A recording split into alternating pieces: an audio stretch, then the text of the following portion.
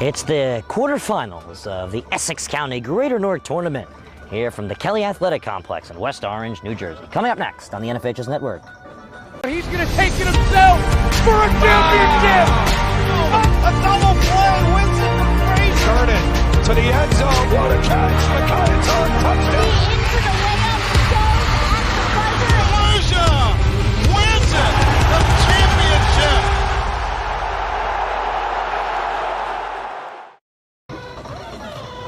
And a lovely afternoon, everybody, and welcome to the Kelly Athletic Complex in West Orange, Essex County, New Jersey.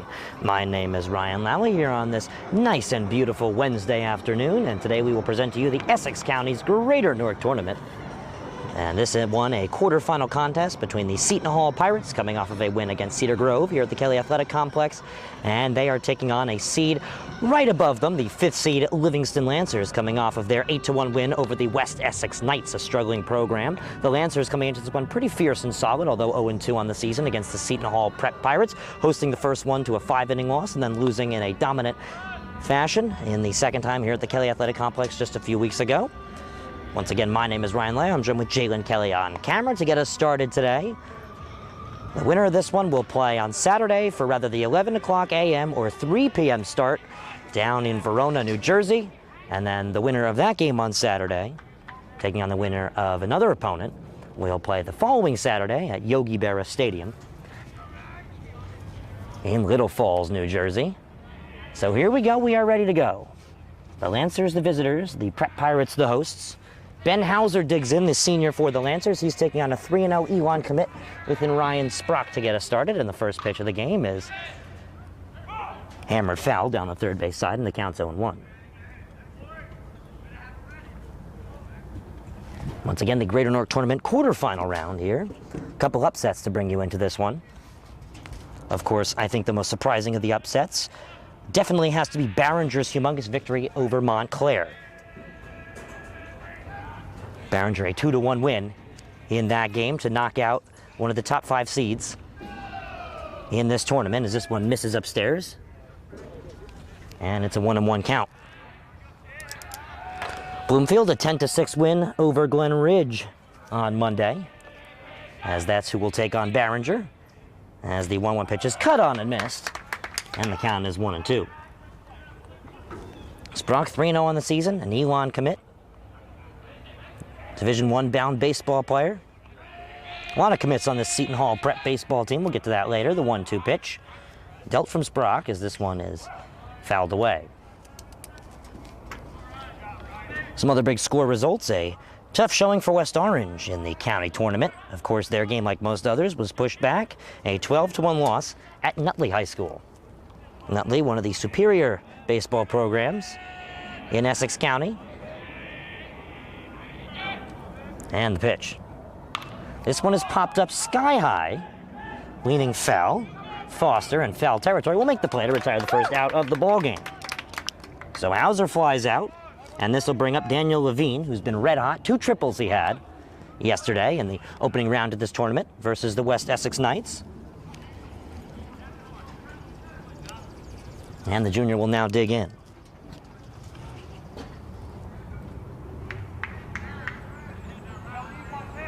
It's looking to be that the winner of this one has rather Millburn or Columbia. And the pitch. In there for a strike. It's been an interesting year in terms of talent in Essex County. Seton Hall dropped a lot of losses against Liberty programs, as well as Livingston, getting absolutely hammered by Columbia, who Seton Hall lost 8-6 to, as well. As this pitch is drilled to center field, coming on in, falling down and making the play is the Lafayette commit, Sam Nomura, in center field, and that's 2 away in 7 pitches.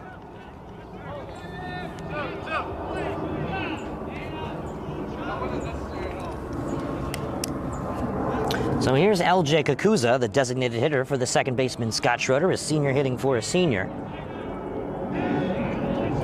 And number 15 on the bump has got 2 outs, retired in 7 pitches. And this first pitch is just a wee bit low for a ball, and the count's 1-0. Remember, winner of this one takes on the winner of Millburn and Columbia on Saturday, rather an 11 a.m. or a 3 p.m. start, down in Verona, New Jersey. This pitch is chopped foul. Verona, the hosts of this year's semifinal round. Last year, Seton Hall hosted the semifinal round, in which we saw both Seton Hall and Millburn progress to the final round down at Yogi Berra, in which extra innings and an error at third base saw Millburn hoist the Greater Newark Tournament trophy. And the pitch in there for a strike, and the count's 1-2. Second year that the finals of the Greater Newark Tournament in Essex County will be hosted on the campus of Montclair State University, home to the Red Hawks and the New Jersey Jackals. Breaking ball called, strike 3 to retire the top half of the first, and the Lancers go down 1-2-3. We go to the bottom half. Seton Hall coming to hit on the NFHSNetwork. Right up the middle, barreling towards the goal line. Baldwin is in for a Vance touchdown. Right down the middle, man. This guy, and he keep going, and he the ball's loose. And they hop back on it, and that's a touchdown. Short punt, bounces at the 35, fielded at the 40 by Quick, out to the corner. He's got blockers and a lot of green grass in front of him. Cuts back, he's in for a touchdown.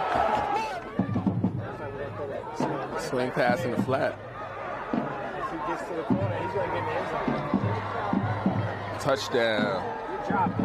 Third down and 17, a handoff, getting to the outside. There's a hole, there's a first down, and all the way to the races is Elijah McWilliams to the house for a touchdown and for an IMIC for a division championship.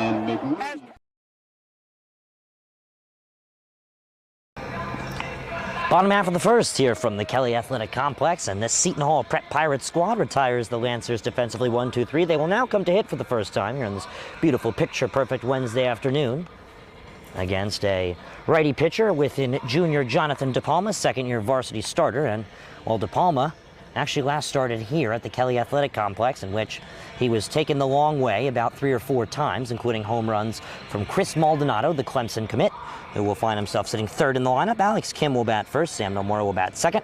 Right after Maldonado, cleaning up is Ryan Sprock, batting fifth Elijah Foster, batting sixth is Matt Monteleone, and winding out the order before we move back to the top is Luke Mahala. So we're ready to go with the bottom half of the first, moving quickly. 11 pitches thrown in the top half of the first inning. As digging in is the second baseman, number 8, Alex Kim. Seton Hall, 36th year at the helm, is Coach Michael J. Shepard. Over 800 wins in his career, in which he accomplished that feat against the Millburn Millers. And this first pitch at the bottom half of the first against Kim is in there for a strike. And the count's 0-1. Lancers defensively, Fusari in left, Hauser in center, Kenny in right. An all-senior outfield as the 0-1 misses for a ball, and the count's 1-1. In the infield, Levine, Ullman, Schroeder, and Hauser from third to first, and Miles Side is doing the work behind the plate.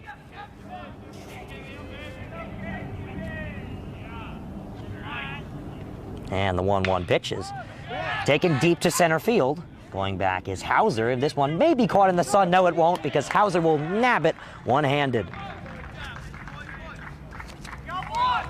Kim goes down on a deep to center field, F8, in the scorebook, and that brings up number 1, Sam Nomura, the center fielder, with one away.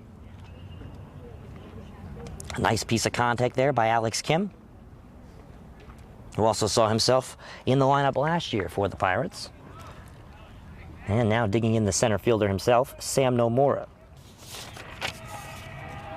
Nomura, a Lafayette commit, and he takes this first pitch foul, pulled down the third base side. Again, excellent weather, upwards of 70 degrees. A little chilly this morning, as it's been recently, but that cold has seemed to move its way out and find itself in the history books for 2022, crossing fingers. Expecting some rain this weekend. We'll see if that has an effect on regular season matchups as well as the semifinal round, in which the winner of this one prevails. And that pitch just misses, a good miss, and the count's 1-1. Verona's turn this year to host. Last time the Lancers saw themselves in the semifinals of the Greater Newark Tournament, they then found themselves to the finals, taking on Nutley, in which they were able to win the entire tournament at Verona High School's field. And Seton Hall Prep last made a finals appearance last year. And this pitch squeezes in there for a strike. They won the tournament the year prior. And in the year after the Lancers' 2018 victory, in 2019, Montclair pulled away with it, taking down Seton Hall. 2020, there was no tournament. This pitch is once again taken deep into the outfield. Kenny going back in right field. He makes the play. And the dual sport athlete retires the second out of the inning.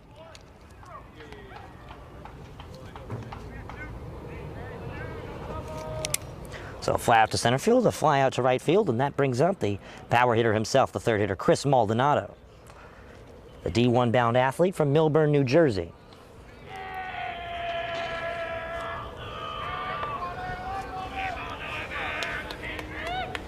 And the first pitch.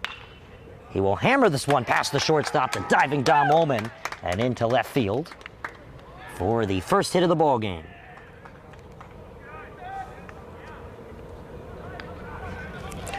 So one pitch and a single to the third hitter for the Pirates, Chris Maldonado. And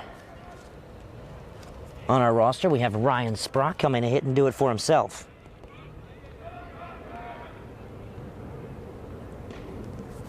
Pitch in there for a strike. Both teams seem to want to utilize the hitting abilities of their guys on the bump today. As De Palma on the mound for the Lancers will be winding out the order, hitting in the 9th spot. Comfortable lead for Maldonado. Pitch right down Broadway for a strike. And the count moves to 0-2.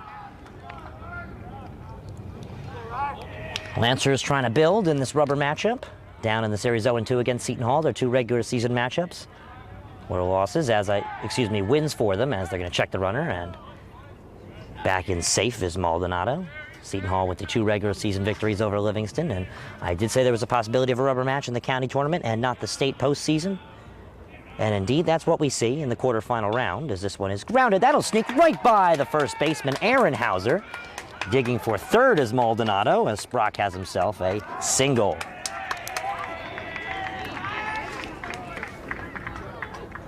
Runners now found on the corners with 2 outs for the third baseman, Elijah Foster, who finds himself playing on the corner infield, a lot of first base this year as well.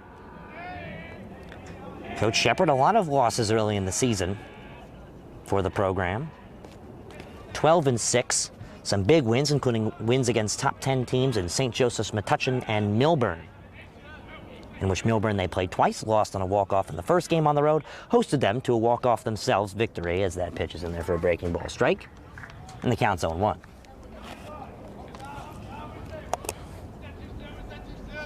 But then again, a couple tough losses for Seton Hall against teams a division lower than them here in the county. Tough losses to Columbia off of a walk-off, and against Caldwell as well. Breaking ball misses for a ball, and the count's 1-1. Also a loss against divisional opponents within Montclair. A very streaky team this year, found themselves losing to a colonial team within Barringer, Academy of Steam in Newark.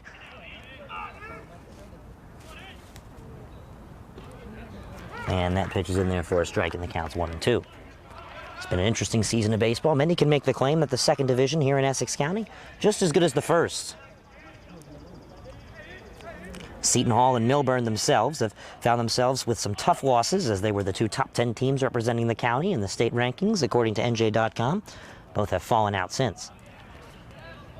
Millburn less losses, but Seton Hall bigger wins. And the 1-2. Drops in for a ball, a nice block behind the dish, 2-2. More baseball this evening for you on D1 Media Pro as it's St. Peter's Prep's Senior Night festivities at 6:30, or I believe 7:30 actually, my apologies.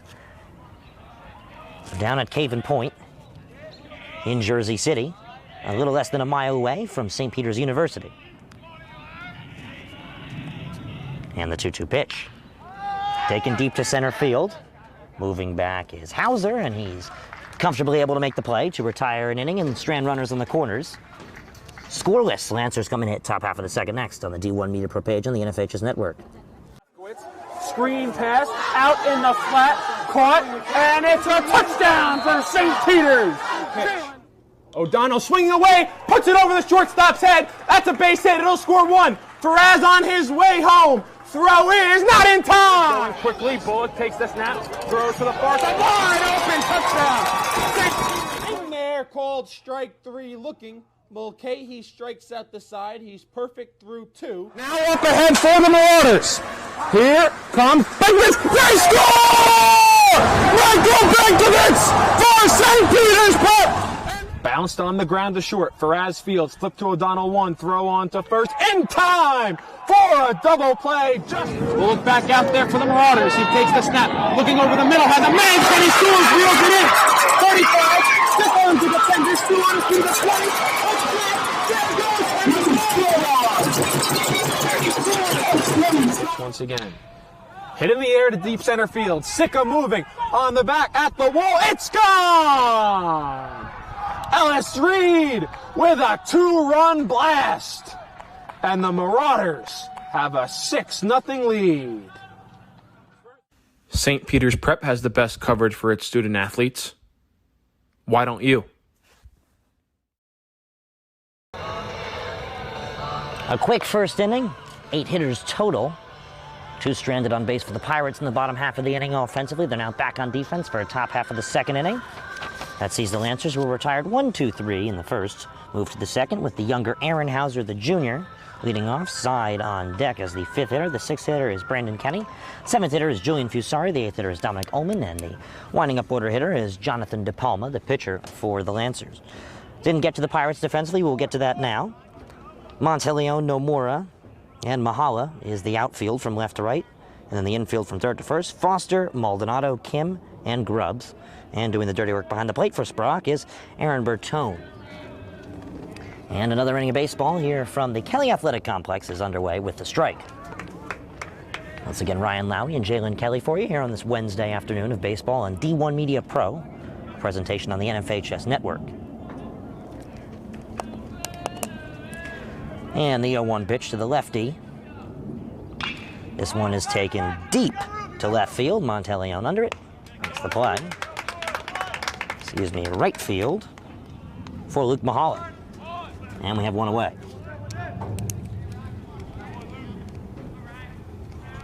So Mahala will retire Hauser. This will bring up the catcher Miles Side. Side, a returning varsity player for the Lancers. Consistent starting catcher. Finds themselves in the 5th spot consistently this year in the lineup. And the first pitch. Looks at a strike. Made his windup. Count is 0-1. Again, talk about the consistency of the outfield for the Pirates as well as their infield. Very strong defensive program. And the pitch. And they will check. And he misses, and the count is 1-1.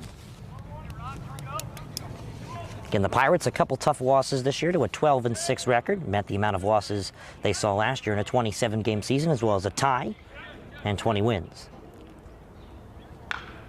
Pitch fouled away. Seton Hall's tough losses have come off of pitching depth issues. They're also competing in the non-public A North bracket, which is by far the toughest private and public school bracket that you have in the state of New Jersey, according to last year's standards. This year, you might say that the South's non-public A bracket might be even better, considering St. Augustine's only 1-loss season so far, bouncing back with a win recently, just yesterday.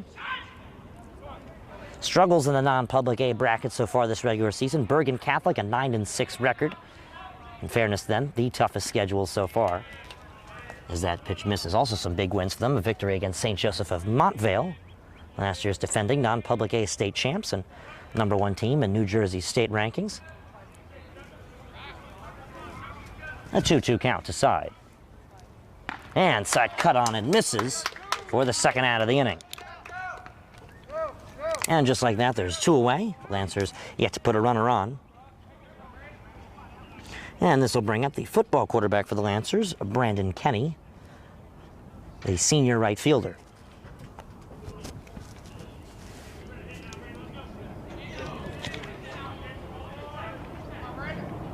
Kenny, also a pitcher for the Lancers as well, acting as the middle reliever and sometimes closer for the program. That pitch misses for a ball. Again, the Lancers coming off of a winning record so far, matched the amount of wins they had in last year's tough regular season, but very impressive postseason as they found themselves as sectional finalists in Section 2, Group 4. As that pitch is in there for a strike, and the count is 1-1. 3 straight wins, including taking down a dominant Clifton program to find themselves losing to Montclair. 1-1. Just got a piece of it. It's fouled away 1-2.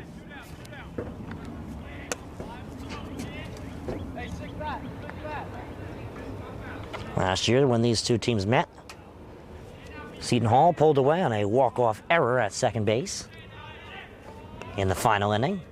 And then Seton Hall came to take on Livingston and scored 8 runs at the Lancers to a second victory of the season, going 2-0 against them. As that pitch misses for, that pitch goes foul. Only one team left in the state of New Jersey, according to last week's rankings. Still undefeated, Rumson Fairhaven, after St. Augustine dropped a game to Vineland.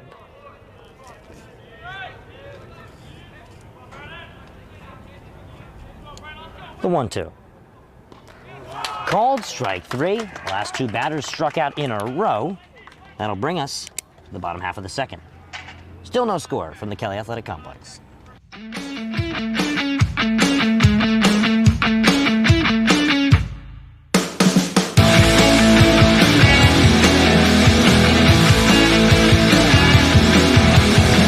This New Jersey Devils. I can't see it. Blacked out. It's blurred. Well, it's supposed to be blurry.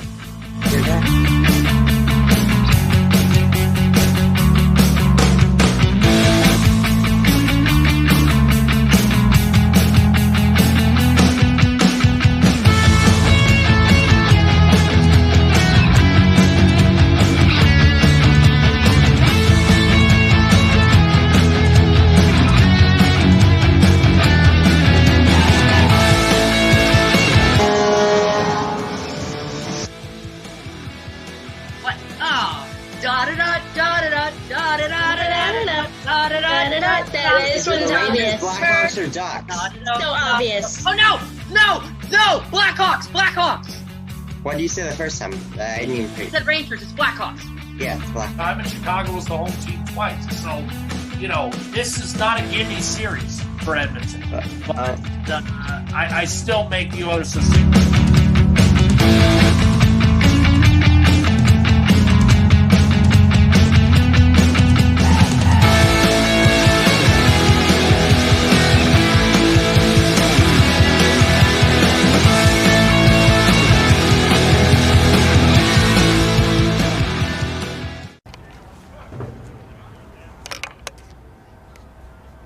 Back here for the bottom half of the second inning, as the first pitch is in there for a strike, and the count is 0-1. Number 10, Matt Monteleone, the left fielder, and lefty in the batter's box, steps in, takes a ball. We'll check on him. He did not go around. The count's 1-1.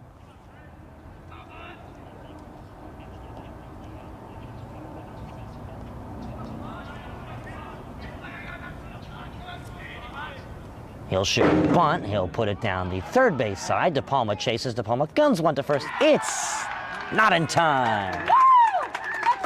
A bunt base hit is hit number 4 for the Pirates. And that'll bring up Luke Mahala. Mahala with 52 at-bats on the year, including 7 runs scored and 14 hits and 10 RBIs. 4th hit of the game for the Pirates. Monteleone off of first base. And Mahala's first pitch is a breaking ball. That does not hit the zone.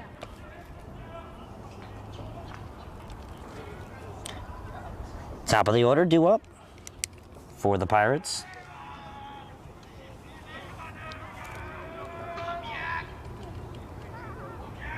And the pitch. Squeezed fair. De Palma will have to come out and retire Mahala on the scored ground out to the pitcher. So 1 away, and the runner advances to second base. to bring up the top of the order with Alex Kim. Alex Kim with 26 at-bats, including 4 runs scored and 3 hits to 5 RBIs. And he flew out to center field in his 26th at-bat to get us started today. And De Palma will fake check Monteleone back to second. One away, a 5-minute inning played the half inning prior in the top half of the second for the Lancers, who have been retired 1 through 6 in 2 innings of play.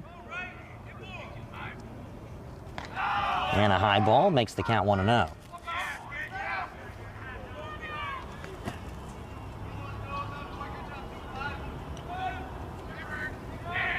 And the 1-0 count, a little stare down between the two. And the pitch. Popped up sky high. This one leading foul. In left field is where it goes, and the count's 1-1.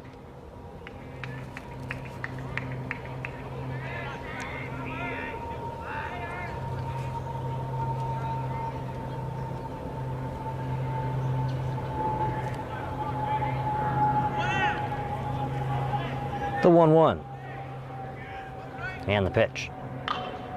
This one popped up in the infield. Under it is the third baseman, Daniel Levine, to make the play for the second out of the inning. And we saw ourselves a pinch hitter, actually. My apologies there for the Seton Hall Prep Pirates. Worth marking down, number 25 did the hitting for Seton Hall, and that was Aaron Bertone.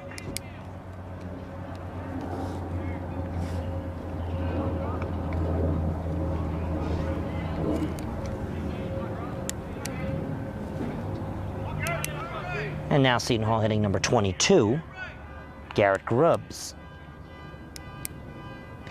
And this first pitch is cut on and missed for a strike, and the count's 0-1.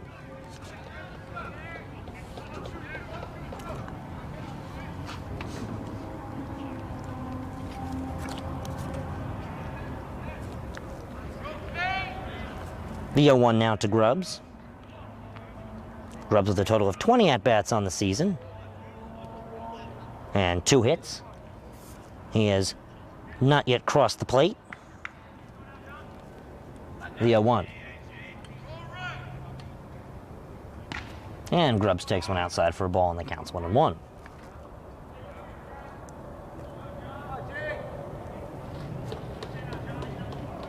Two-way and a runner on second base for Seton Hall. That's Monteleone. The 1-1. Misses for a ball, and the count's now 2-1.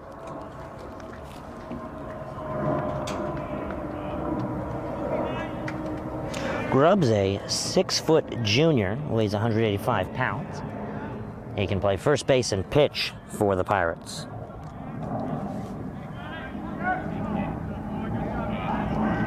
And the 2-1 is halted. Sun comes in for the bottom half of the second inning. A long-awaited 2-1 pitch. Missed upstairs, 3-1. De Palma pitched the Lancers to their first victory of the year this year, as they were able to come back and take down the Mounties of Montclair. 3-1 is the count, and the pitch. Cut on and missed on the breaking ball, and the count is full.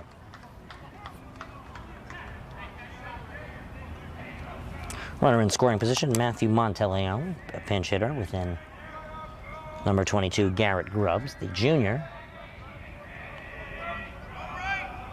And the pitch. And that'll miss, and Grubbs finds himself on base with a walk.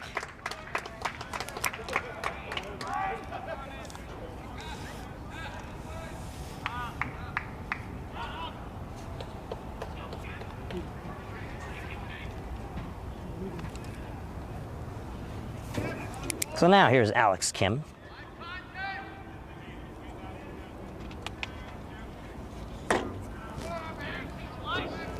Bertone and Grubbs at the bottom of the order. My apologies. Here's Alex Kim. And that one fits in there for a strike, and the count's 0-1.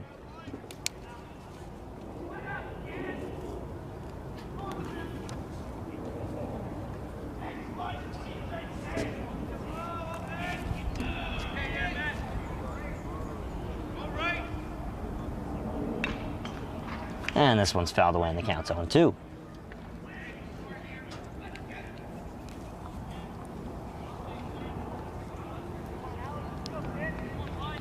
Kim flew out to center field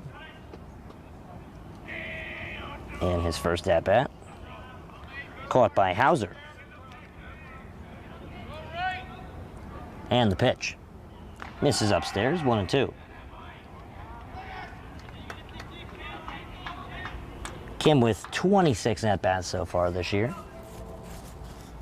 And the second at-bat of the ball game, 1-2.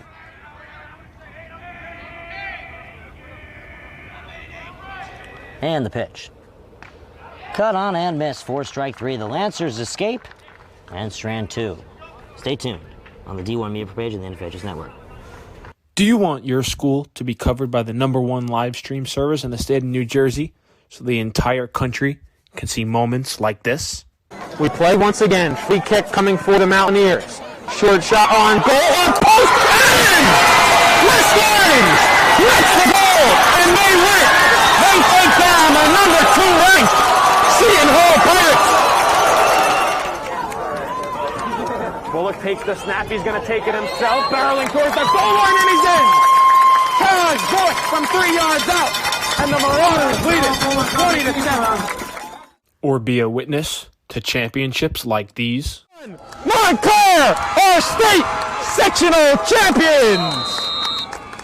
They defeat Livingston 4-1, and the Mounties sweep the boys and girls brackets in back-to-back wins over the Lancers. 3-2, there goes the runners. Swing on and miss, strike 3. That does it. The Cranford Cougars are the Last Dance World Series champions. Or have exclusive interviews with players and coaches. Maroon and Silver Star pitcher Teague Mulcahy. I'm here with Cranford star Ryan Jaros. With the Bergen Crusaders, star of the game Luis De La Cruz. Here with West Orange head coach Doug Nevins. And all right, now here with star goalkeeper Nikolai Matthews of this West Orange Mountaineer team. Nikolai. We're with Claire Manning after Montclair picks up a 4-1 win over Livingston. I'm here with Molly Brumback, the goalkeeper. Molly, what was today like? Here with West Orange girls varsity coach Sean DeVore. Then join the D1 Media Pro team, New Jersey's #1 live streaming service. Cut on and missed, and the count is 0-1 to get us started here in the top half of the third inning with Julian Fusari. My apologies. The 8-9 hitters for the Seton Hall Prep Pirates were Aaron Bertone and Garrett Grubbs. And the count is 0-1. The 0-1 pitch is cut on and missed by Fusari, and the count's 0-2. Dominic Ullman on deck for the Lancers, then De Palma, and then we see Top for the Lancers. The 0-2. And the pitch. Called strike 3, a 3-pitch strikeout looking to Julian Fusari. And this will bring up Dominic Ullman, the shortstop for the Lancers. Ullman coming off of off-season surgery. He'll dig in with a solid season to his name. Sprock, another inning of work. It's a no surprise, and the first pitch is grounded in play to short. Maldonado speeds over and guns one to first, and there's 2 away.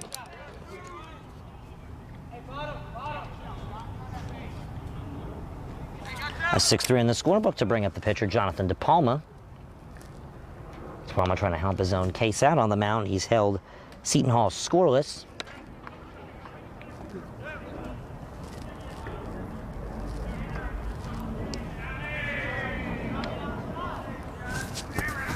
.33 pitches De Palma has thrown so far today. And the pitch he takes misses the zone for a ball, and the count's 1-0. It's pitch number 29 for Sprock. Thankful to have that calculated here at the Kelly Athletic Complex as well as presented. Most other fields in the area do not present that, and the 1-0 pitch fits in for a strike, and the count's 1-1. Quick moving ball game, 4:30. Then a half hour after first pitch. And we find ourselves in the top half of the third with 2 away. Cut on and missed, and the count's 1-2, swinging.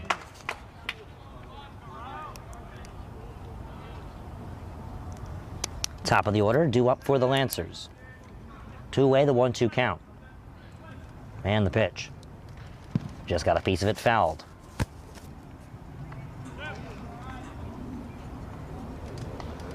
Once again, great weather. A lot of sun pouring in today here at the Kelly Athletic Complex.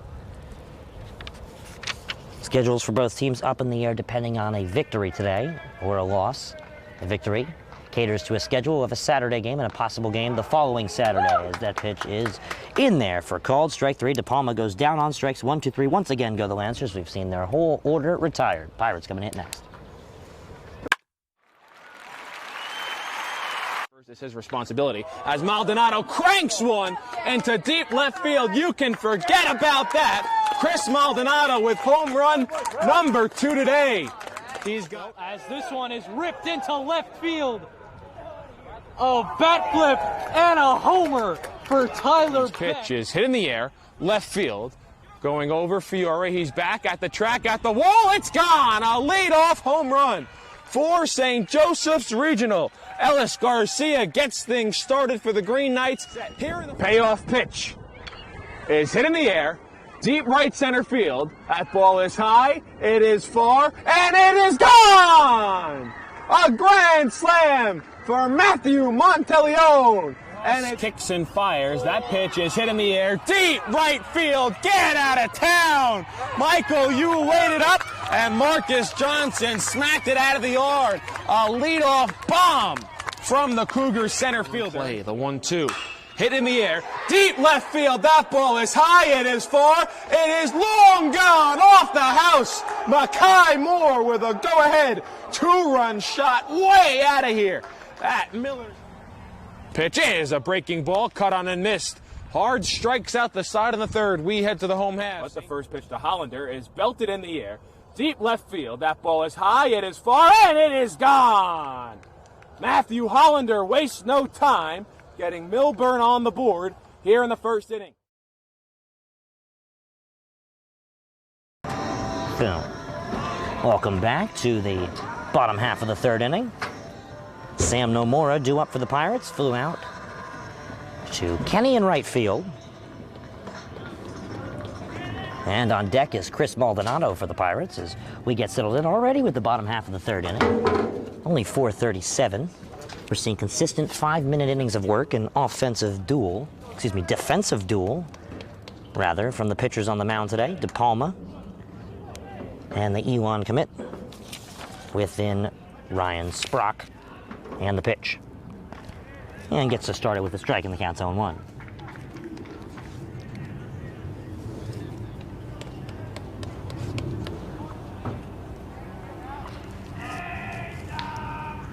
And the 0-1 pitch.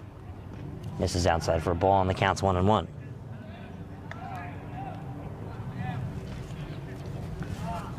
Seven innings to be played today here from the Kelly Athletic Complex. Of course, unlikely, but possibly mercy rule intending to shorten.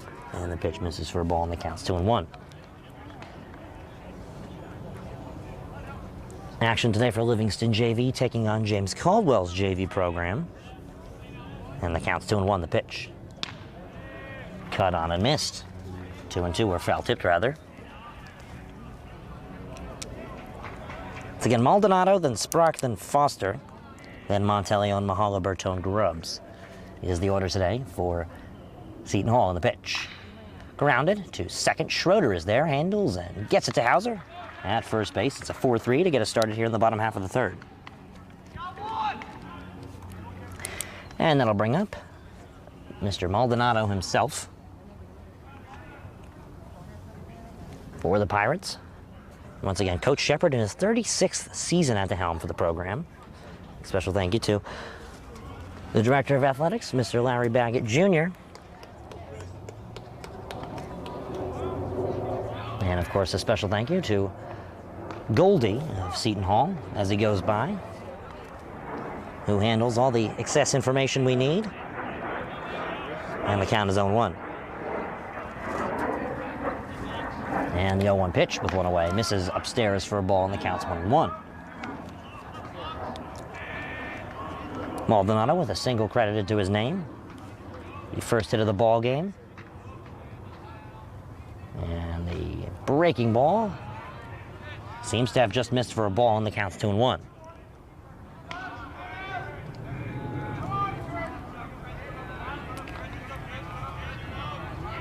One away here in the bottom half of the third. And the pitch. Popped up. Deep. Chugging on in left field. And making the play is Fusari for the second out of the inning.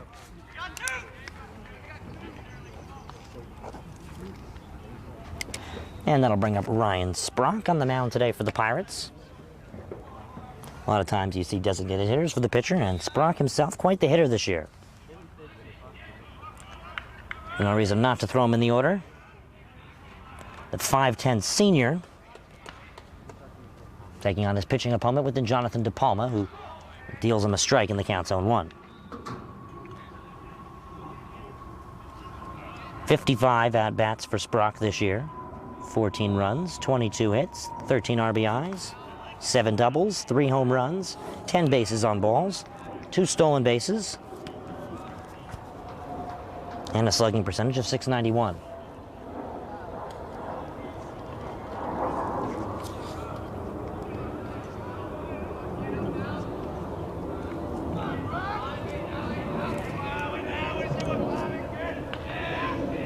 The 1-1. In there for a strike, and the count's 1-2.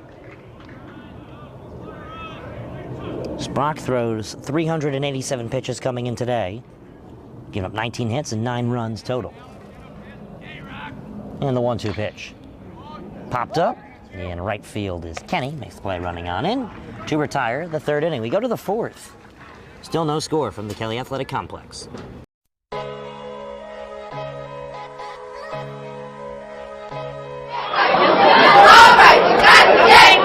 Heads up, Jack. Understood. This took him and defeated. Ethan Horton. Horton dribbles into the front court to Khalil Whitney. Going to the basket and the jam.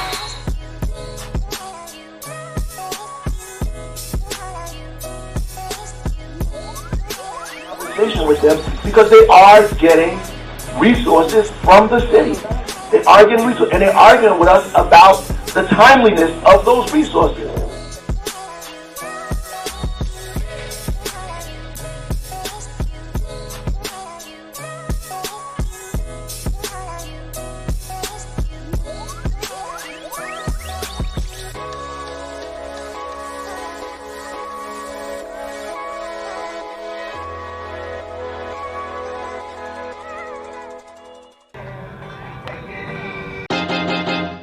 High school sports fans, relive your favorite moments. Just click the shopping cart below the video player and select DVD or digital copy to get yours today.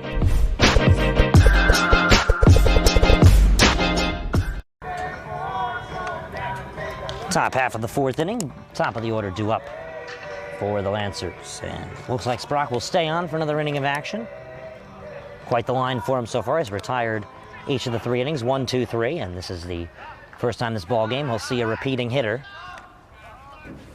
As we get going, right before the hour of 5 o'clock for inning number 4. One of the quickest games I think we've seen so far, but baseball is a game of pace depending on pitching. And the pitch. And Hauser swings at that one for a strike in the count zone 1.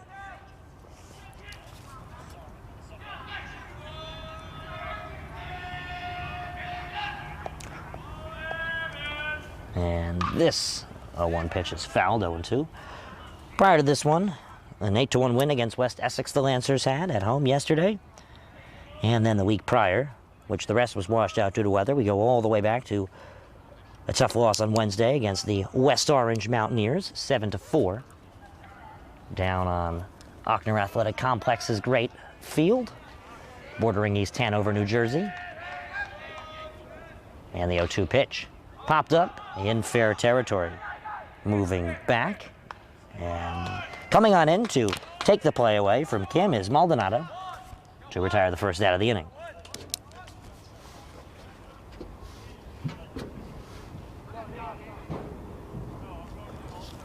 One away here in the fourth. Prior to that, though, the Lancers a big 5-1 win, 47 power points to their name. Humongous for the playoffs, especially since they see Ridgewood as well as Montclair in their section, as that one is fouled away in the count 0-1. Surprisingly, the Lancers don't find themselves in the same section as the Millburn Millers, who find themselves in a section with a dominant Ferris Bulldogs team. The 0-1. Cut on and missed 0-2. A hard cut there from Levine. Levine, the most solid piece of contact we've seen today from Livingston, as they've currently been no hit. The 0-2.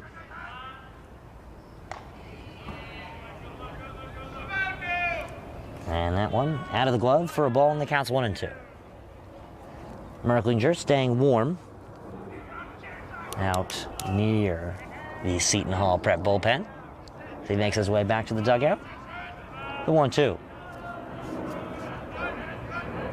And the pitch to Levine. This is outside, 2-2 count. 4:46 p.m. Eastern time. One of the quicker ball games. We saw a quick one here between Millburn and Seton Hall as well. That one cracked only an hour and 40 minutes. That game, a 4 o'clock starting time as well. 2-2. Chopped to third and handled by Foster across the diamond. And the stretch by Grubbs. 2 away.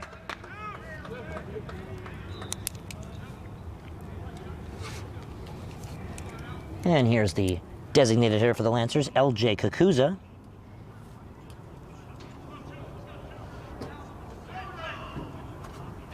Kakuza with 45 at-bats coming to this one. 10 runs, 15 hits, and 9 RBIs, as well as one of those hits being a double. And he's walked 6 times as he fouls his first pitch away for the strike. Kakuza himself has taken 4 hit pitches, and he's actually stolen a base as well in the scorebook. Counts 0-1. Sprock undefeated record-wise coming to this one, 3-0 on the bump. Ball 1-1.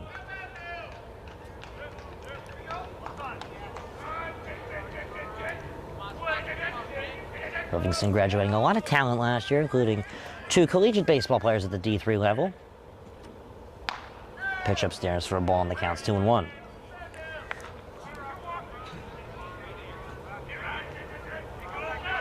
One of their graduates, Robert Sale, a 3-year varsity player, now pitching at the Ramapo College in New Jersey.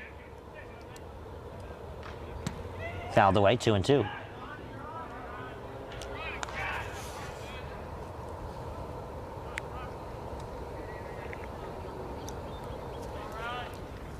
Again, great weather today, possibly the best we've seen this year. The 2-2.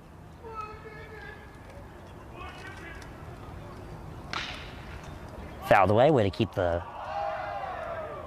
at-bat alive, as there was a nice play there by the first base coach for the Lancers, Corey Feigenbaum, a West Orange graduate himself and a collegiate pitcher at the D2 level.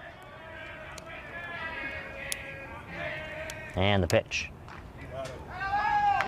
Just got a piece of it foul. And we'll do it again for pitch number 7.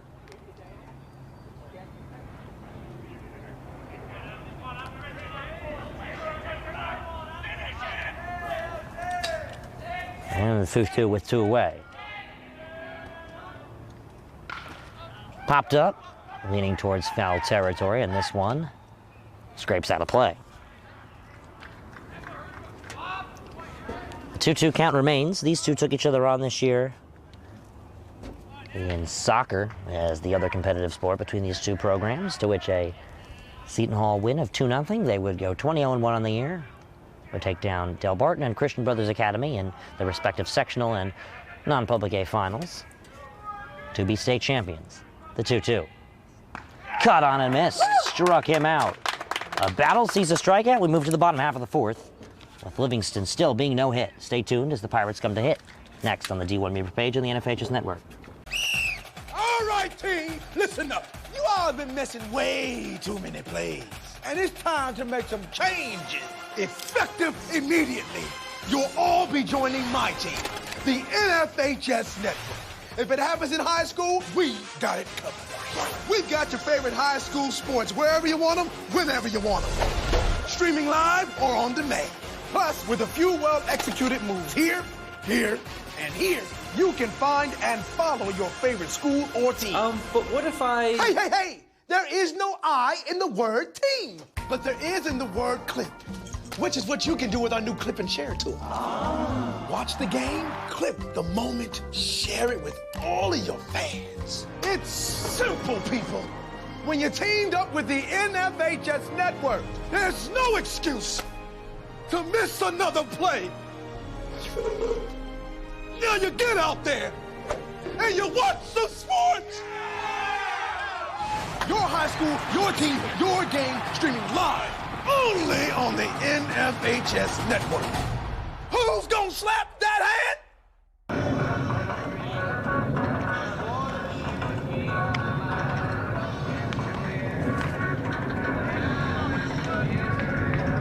And we return here on the D1 Media Pro page on the NFHS Network to the bottom half of the fourth inning, and leading off Elijah Foster, the third baseman for Seton Hall.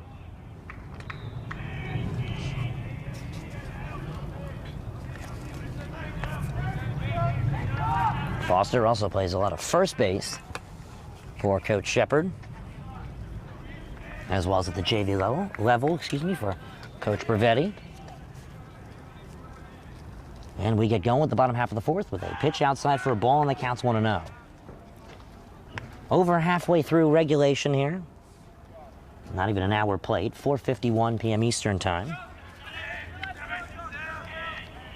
And the pitch. Got a piece of it foul, and the count's 1-1. It's probably because of the consistency of De Palma on the mound, as well as Sprock. Work quickly, not too quickly, but at a comfortable pace of consistent strikes, as well as balls mixed in there. Hittable balls as well are some of the strikes thrown. The 1-1. And the pitch. Just misses for a ball, and the count's 2-1. Scraping towards that roughly June 1st start of a postseason here in the state of New Jersey. And the pitch.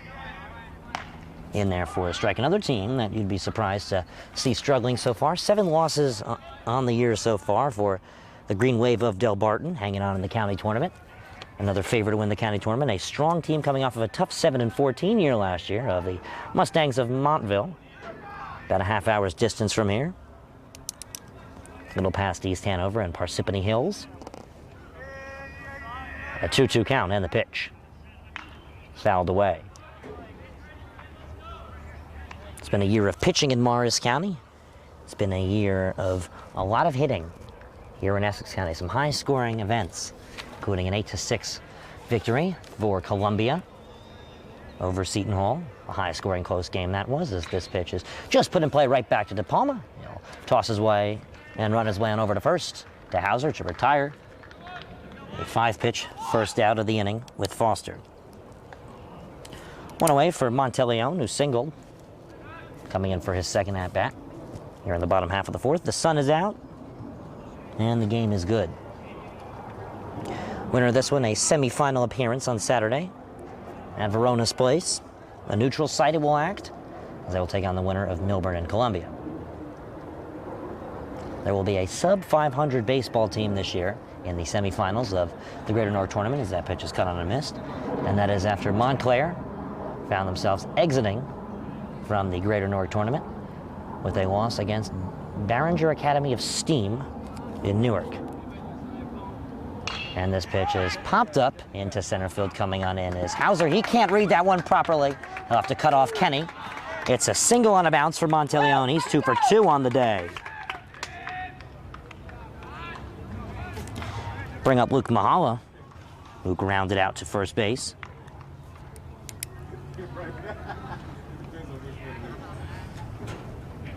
One away and a runner on first base here in the bottom half of the fourth.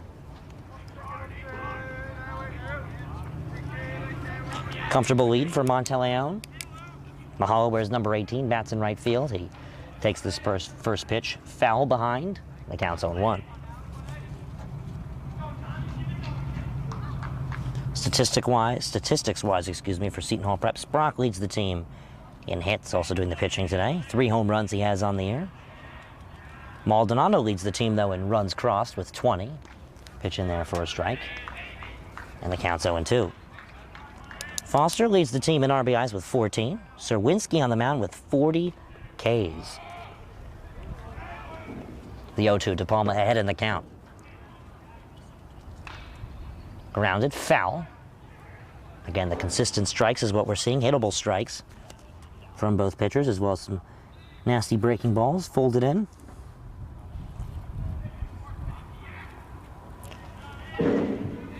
Seton Hall sitting atop the American division of the Super Essex Conference, neck and neck with Millburn, who started off the season at the helm. Pitch misses with the ball, and they really thought they were going to be able to run away with it. After a big walk-off victory at home against Seton Hall beats them in their second appearance. Millburn drops a couple more games. And they're going to check the runner at first. This one a little closer. Doesn't do.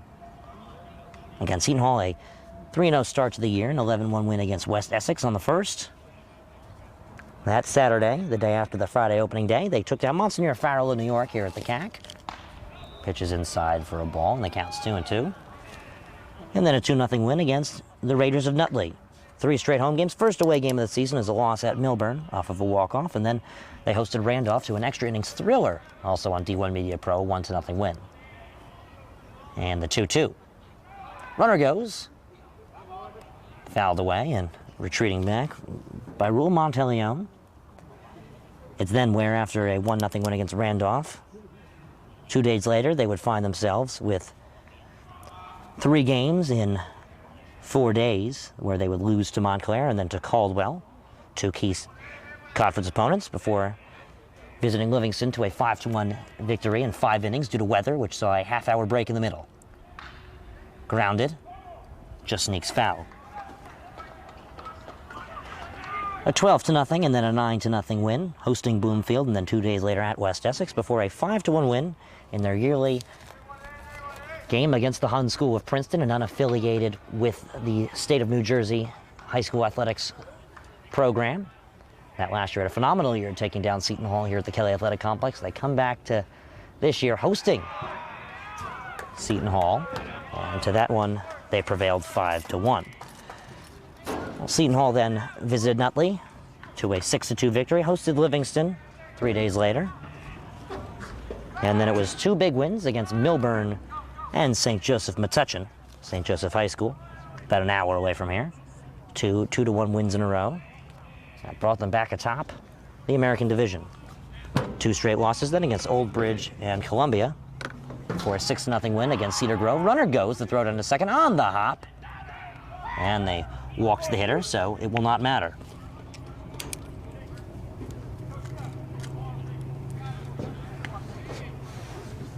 Mahala will walk to first base, and a runner back in scoring position for the second time today for the Pirates.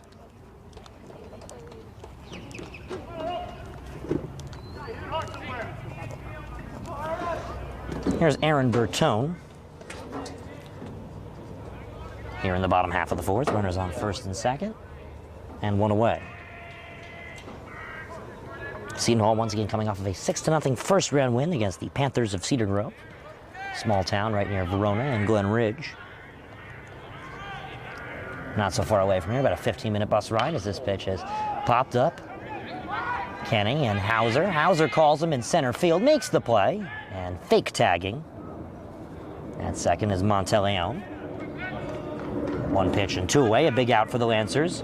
Bertone flies out to center field. That brings up Garrett Grubbs. First round victory for Seton Hall saw Serwinski throw 36 pitches, relieving Patrick Walega, the winning pitcher, with 64 pitches in that one. A win credited to Walega's name, no save credited to Serwinski. This brings up the bottom of the order with Garrett Grubbs. De Palma, the junior, an Expos Club product, doing quite well on the mound. Second-year varsity player. This first pitch grounded to first, easily handled by Hauser, and he will take it himself to the bag to retire. A scary 4th inning for the Lancers.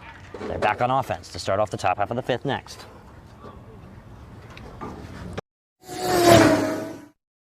Right up the middle, barreling towards the goal line. Baldwin is in for a Vance touchdown. Right down the middle, man. This guy, and he keep going, and he oh, what? The ball's loose. and they hop back on it, and that's a touchdown. Short punt, bounces at the 35, fielded at the 40 by Quick, out to the corner. He's got blockers and a lot of green grass in front of him. Cuts back, he's in for a touchdown! Swing pass in the flat. If he gets to the corner, he's going to get in the end zone. Touchdown. Good job, block. Third down and 17, a handoff, getting to the outside. There's a hole, there's a first down, and all the way to the races is Elijah McWilliams to the house for a touchdown and for an IMIC for a division championship.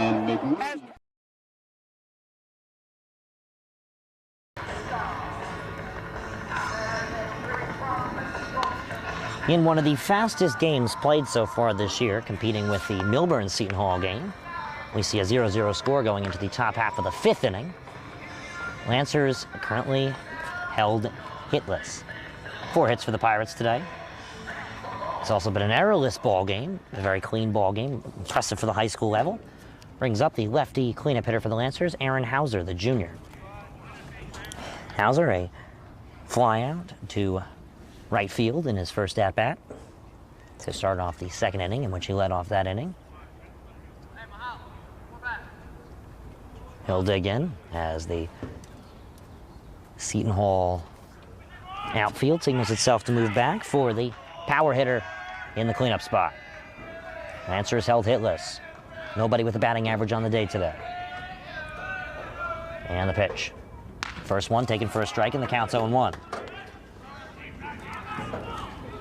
Remember to tune in next Thursday night as the West Orange Mountaineers host the Cedar Grove Panthers in West Orange Throwback Night honoring Mountain High School, as that breaking ball is cut on and missed and the count's 0-2. That game a 7 o'clock scheduled first pitch with festivities starting at roughly but unannounced 6:30. Athletic Director Stefan Zakella running that one, as well as new head coach Timothy Blumkin and former JV coach for the program. This pitch is squibbed down the third base line for Foster to gun to Grubbs. That pitch is wild. Diving and safe is Hauser. We'll see what they score that one. Could it be the first error of the ball game, or could it be the first hit ending the no-hitter spree? And they're going to credit the Lancers with a hit. So the Lancers are credited with a hit. And this will bring up Miles Side, the catcher, with the runner on first base.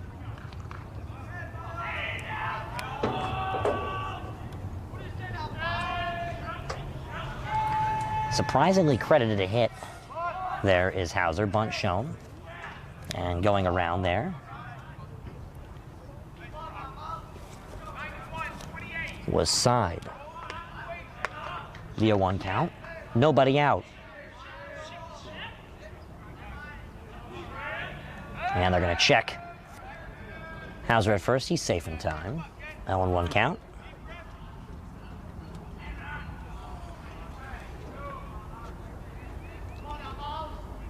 The 0-1 pitch. Side shows bunt. Side pulls back, and the count's 1-1. In Seton Hall's last performance, it was a 3-hit game for Chris Maldonado. 2 singles for him, as well as a double. And the pitch. Side shows bunt. Cannot connect with the baseball. The count is 1-2 as he held it. And then, of course, for the Lancers, quite the game they had. An 8-1 win over a struggling, graduated a lot of last year's 12-9 recorded talent squad of the West Essex Knights. 1-2. Jamming and fouling away the pitch's Side. That 8-1 victory was at the LHS Oval facility.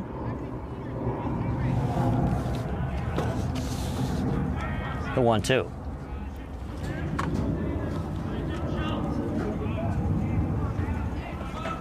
And the 1-2 pitch. Will miss for a ball, and the count's 2-2.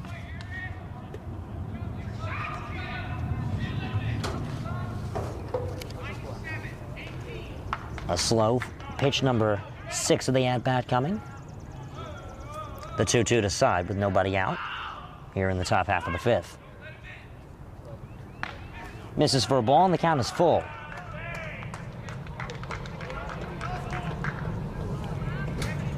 Full count. Nobody out, and a runner on first base for the Lancers.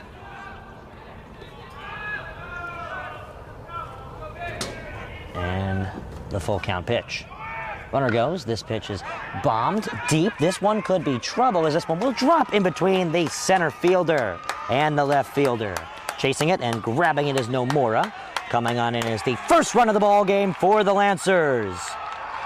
It's Aaron Hauser who crosses the plate.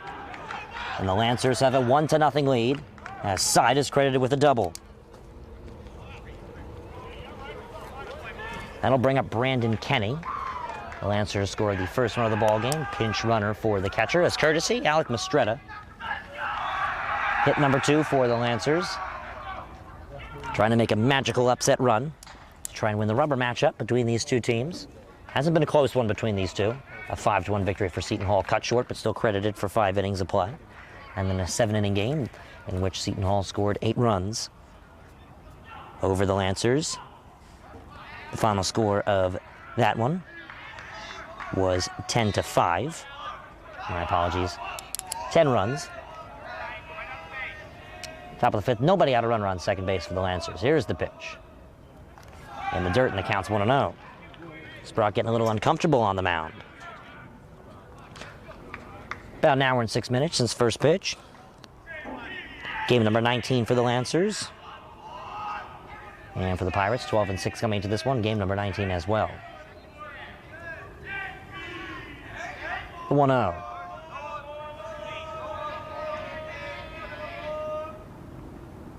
This one popped up. This could be trouble. This one is deep, and this one is going to one hop off the wall and be handled in right field by Mahala. It will score another run for the Lancers. They have a 2-0 lead.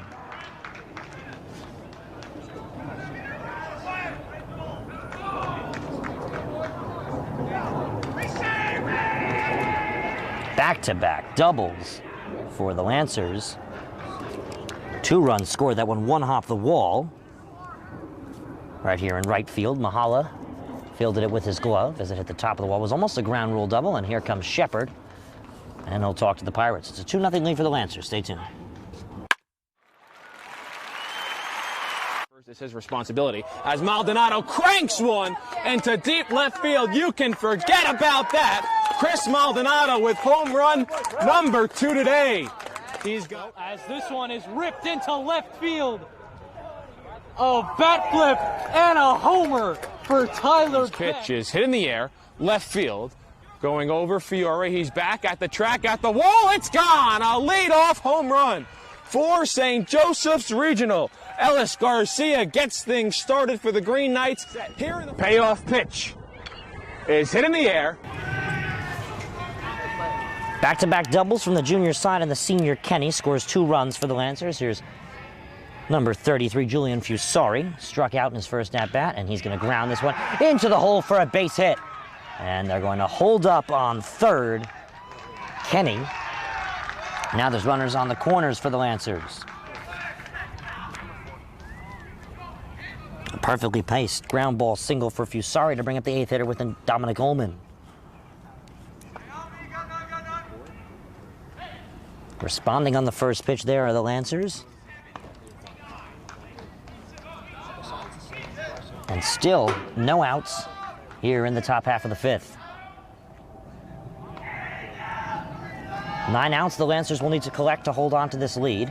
And this Pirates offense is dangerous as this breaking ball misses for a ball and the count's 1-0. Remember, their pitching depth has been the issue this year. Sprock impressive on the mound, a 3-0 record. Serwinski quite good himself on the mound. The 1-0. And the pitch. This one is belted to second. They got 1 on second base via the force. But that will be an RBI. And the Lancers have a 3-0 lead now. Ullman credited with the RBI. On the fielder's choice. And this will bring up the bottom of the order with De Palma and 1 away. Ullman off of first base. He's quite fast himself. And he will chat with head coach Ennis. It's likely the Lancers will put De Palma back on the mound, who's currently up to hit. And now Coach Ennis will come have a chat with the home plate umpire about a possible substitution or error in the scorebook.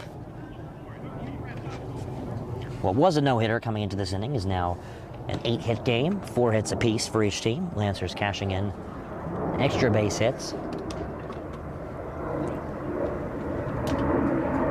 Waiting to see this change to come in. And the Lancers will put in Minwoo Choi to hit for De Palma.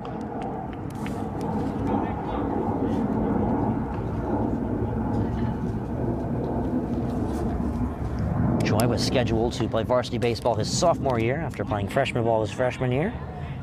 And that season would get canceled due to COVID-19. Last year, he found himself pinch running due to an injury between the sub-varsity and varsity levels, as well as consistently seeing physical therapy to aid injury, and now he's back. They're going to check Ullman at first. He's in safe for a senior year pinch hitting appearance with 1 away.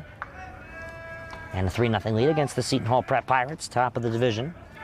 And the winner of this one punching a ticket to Verona High School on Saturday. Bunt right back to the pitcher. That'll move the runner over and retire the second out of the inning. Fielder's choice for Minwoo Choi.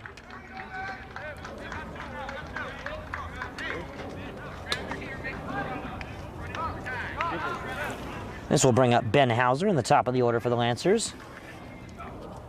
Remember, re-entry is allowed in high school baseball once, so we could very likely see, with over 60 pitches on the day, the return of De Palma, holding the Pirates to just 4 hits and scoreless in the following inning. And the pitch. Base low for a ball, and the count's 1-0.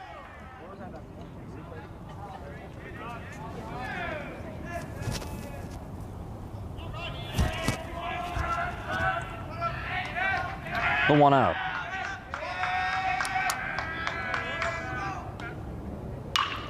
Grounded. Diving and making the play at first base is Grubbs, and he flips it to Sprock to hold on to the bag. So that will retire a dangerous inning for the Lancers off of an all-star play. Pirates coming to hit next.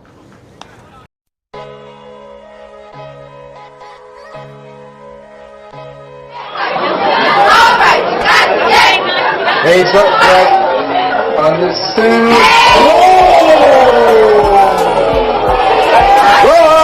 Took him and decreasing. Horton dribbles into the front court to Khalil Whitney. Going to the basket and the jam.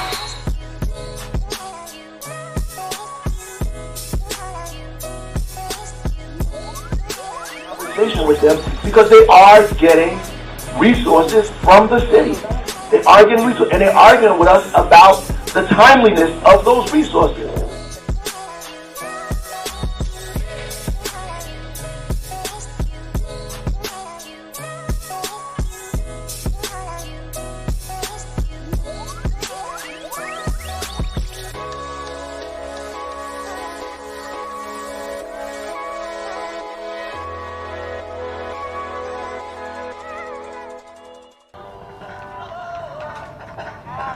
Top half of the order due up now for the Pirates here in the bottom half of the 5th. They're down to 9 outs. They beat Seton Hall, they lost to Seton Hall both times this year. 10-5 was the second score here at the CAC, and the first was a 5-1 win down at the Livingston High School oval baseball field, right across the street from Town Center. Underway with the bottom half of the 5th, coming from Alex Kim, and De Palma, to no surprise, wearing number 7, re-enters the ball game after being pinch hit for by Minwoo Choi for a bunt appearance that moved the runner over to second, and then the third out of the inning came soon after. Back-to-back doubles in the previous inning, starting off with Side and then moving to Kenny. Difford the first 2 runs, and then a perfectly placed single by Fusari scored the 3rd run, little insurance run, as we're nearing the end of the ball game, the 1-0. Strike, 1-1. The progression of this baseball game, very impressive for the pitcher's side. And the pitch. Sky-high baseball that finds itself in between center field, and that one will drop as well as near left field. Sliding in with a double is Alex Kim to get us started with the bottom half of the 5th.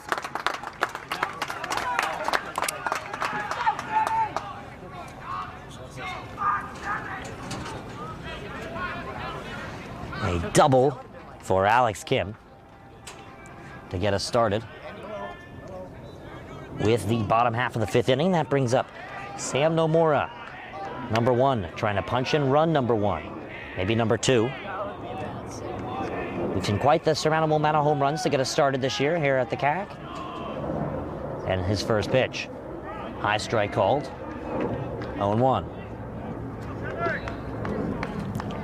Once again, nobody retired.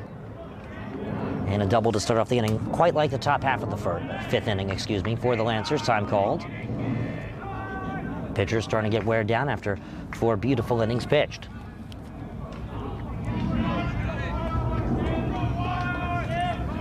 And the 0-1. De Palma deals. This one is laced right on a bounce in right field.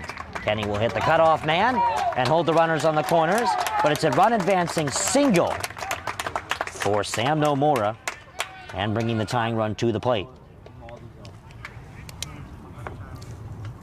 So a double and then a single, putting runners in the corners for Seton Hall. Will lead Maldonado for the 73rd and up pitches coming from the starter today, Jonathan De Palma, trying to secure the victory. Bottom half of the 5th inning, starting to turn into a higher scoring offensive game where we saw 4 shutout innings. The Lancers came into the 5th inning hitless. And the Pirates take the hit lead back once again, with actually 2 straight hits, pardon me. This pitch is drilled deep to center field, and this one is out of here. It's a 3-run home run. And the Seton Hall Prep Pirates off of Chris Maldonado tie the ball game. You can say goodbye to that one. De Palma tossed it up. Maldonado brought it home. And we're right back to where we started. Maldonado showing off.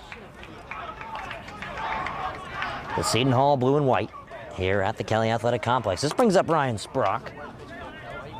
He hit one deep. He had a single to start off and then hit one deep to right field, in which that one was retired by Kenny, who's had quite the action. It's been an outfielder's day, but surprisingly no wind to accompany that one. That pitch is in there for a strike and the count's 0-1. You couldn't even find that baseball. It was well over the tennis courts. 0-1 count.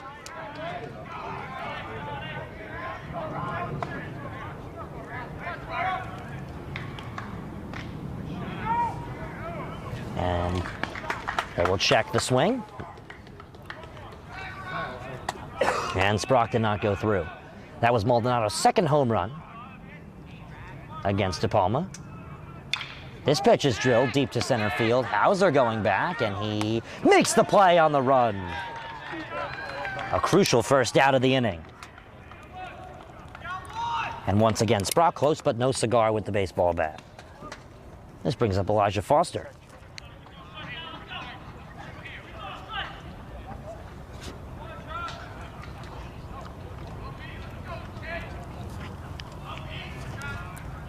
Foster in his last at-bat flew out in the infield to first base. And he drills this pitch on one hop to shortstop. Ullman makes the play.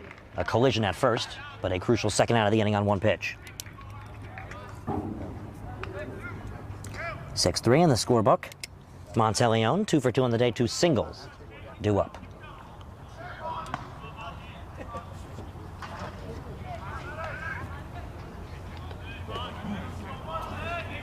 Very nice play there by Ullman at shortstop. First-year varsity player for the Lancers. Aside from a couple doubles and a massive home run, as well as singles to accompany that one, it's been an impressive defensive day on the mound and across the infield and outfield for both the visiting Lancers and the hosting Pirates at the Kelly Athletic Complex. The 0-1 count to Monteleone. Popped up, sky high. Once again, a lot of action here in the outfield. Coming on in and making the play is Hauser. And that's a 2-pitch third out to move us to the 6th inning, but not after an absolute missile by Maldonado to tie the ball game. We go to the 6th, 3-3.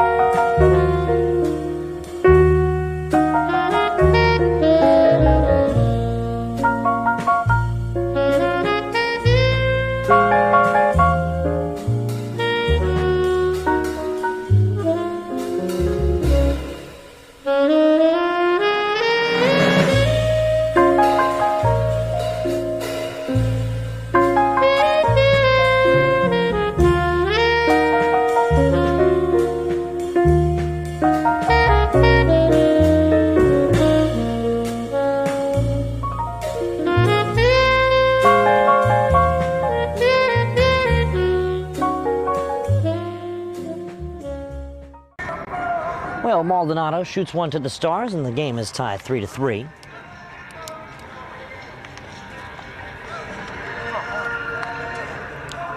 As we bring you to the 6th inning of action.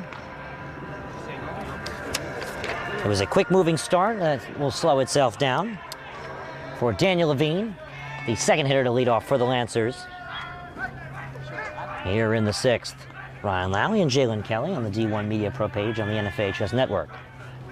Back on the mound, Ryan Sprock.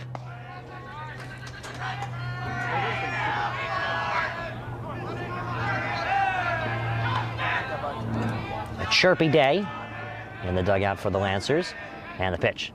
And Levine cuts that one near the dirt, and the count's 0-1. Good start to the inning for Sprock.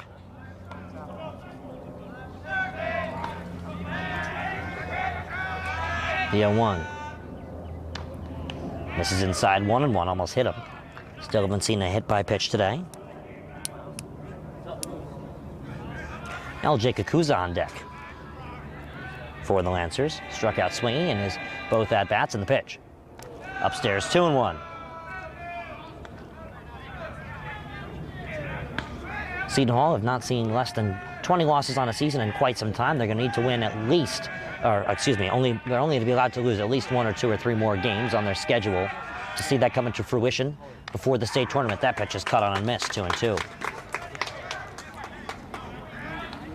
Just a few years ago, this state championship Seton Hall team found themselves with 30 wins on the year and just 3 losses. So some successful years in recent history, including last year's 26-1 record, as that breaking ball sees Levine retired as the first out of the 6th inning. Here's LJ Kakuza. Now the Pirates clapping as the momentum has shifted to them with Maldonado's missile. You couldn't even see it leave this ballpark. It was that far. Off the bat, you could hear it. It was gone. Kakuza takes one outside and a little low, 1-0. Once again, more baseball to come this evening. St. Peter's Prep with their senior night festivities. Kevin Connolly on the call, the voice of the Marauders. And a graduate himself, the 1-0. Upstairs, 2-0.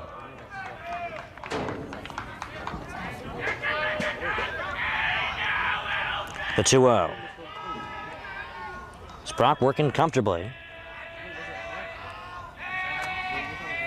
And the pitch. In there for the first strike of the count. 7 p.m. first pitch between Kearney and St. Peter's. Tomorrow, Seton Hall is scheduled to host Roxbury. That game will be on the NFHS Network as a presentation by D1 Media Pro. Livingston, a scheduled game at Scotch Plains Fanwood that will not be broadcasted here on D1 Media Pro. This is a chopper that just rolls foul, 2-2 count. Varsity lacrosse tomorrow as well. I'll be on the call for the Livingston Lancers hosting the St. Peter's Prep Marauders of Jersey City. A very good matchup that should be. The Lancers, after a 3-12 year last year, have moved down and embraced their new competition. They're taking on an out-of-division program within St. Peter's Prep. That's tomorrow at 4:30 from Al Jake Jacobson Field in Livingston as a halt has come to the ball game. Girls varsity flag football as well tomorrow at 5 p.m. Union City will be at Wequahic of Newark. And then we will see for the second time this year St. Joseph's of Metuchen baseball on the D1 Media Pro page on the NFHS Network, as on Friday they will host St. Peter's Prep. This pitch fouled away. A 4:30 p.m. first pitch. About an hour or so trip St. Peter's will have to make. And then we see off until Monday, excluding this week's semifinal games from Verona, as Cranford hosts Governor of Livingston. Governor of Livingston, the defending county champs of Union County. Cranford, the defending number 6 team in New Jersey, as that pitch is called strike 3 for the second out of the inning. 2 away. Brings up Hauser. The 4-hitter was the first hit of the ball game for the Lancers. An 11-hit ball game, 7 from the Pirates. They have the sole home run. Lancers the first 2 extra base hits of the game, as this pitch is in there for a strike, and the count's 0-1. Catcher Miles Side on deck with the first hit for the Lancers today. Excuse me, the second hit for the Lancers today. Hauser singled the first, questionable error. This pitch popped up. Foster chases. It's foul, 0-2.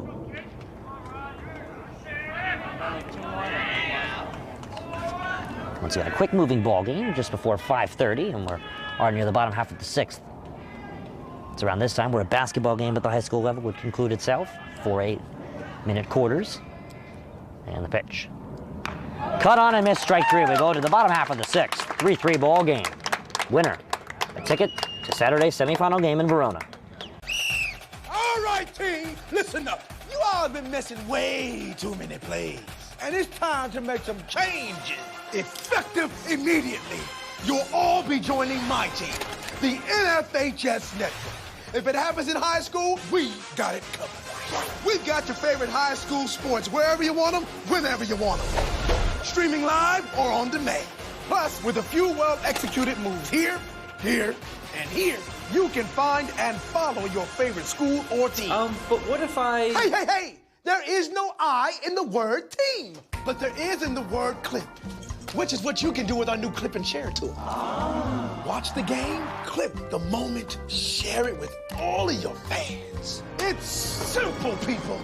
When you're teamed up with the NFHS Network, there's no excuse to miss another play. Now you get out there and you watch some sports. Your high school, your team, your game, streaming live only on the NFHS Network. Who's gonna slap that hand? It's the bottom half of the 6th inning of action. De Palma still on the mound for the Lancers, and the score of this one is a 3-3 ball game. Livingston, where no hit through 4. They come into the 5th with 2 back-to-back doubles, single, and it turned into a 3-run difference. And on the other side, quite different itself. In the case of a double, a walk, and then a 3-run home run for the Clemson commit, Chris Maldonado, the senior. Sent it home to tie the ball game back up from where it was since the start. So here we are with Mahala digging in. Rounded out to the pitcher. And walk today, where's number 18? For Seton Hall.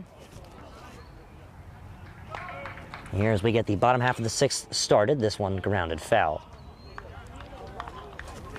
And the count is 0-1. Remember to tune in now for some West Orange softball senior night as they host Belleville in an SEC Liberty matchup. The 0-1. And this pitch, grounded to short. Ullman to first to retire the first out of the inning.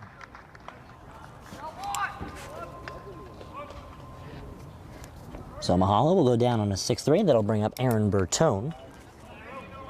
Bertone flew out to center. And there's one away here in the bottom half of the 6th. Remember, winner of this one, a ticket on Saturday, will take on likely Millburn, but possibly a very strong Columbia Cougars team that took down Seton Hall, as well as Mercy ruled Livingston. First pitch, trickled foul, 0-1. A great view from the Kelly Athletic Complex, always a great facility. Beautifully run, been around since its construction. That was delayed multiple years due to complaints from the locals. Action in the bullpen and behind the bullpen for Seton Hall, utilizing their extra space here at home. The 0-1 with one away. Ball, 1-1 count.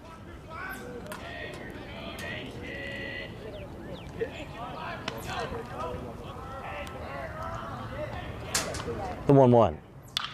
Hammered. This one, Spears foul. Almost in the bullpen. And the count's 1-2.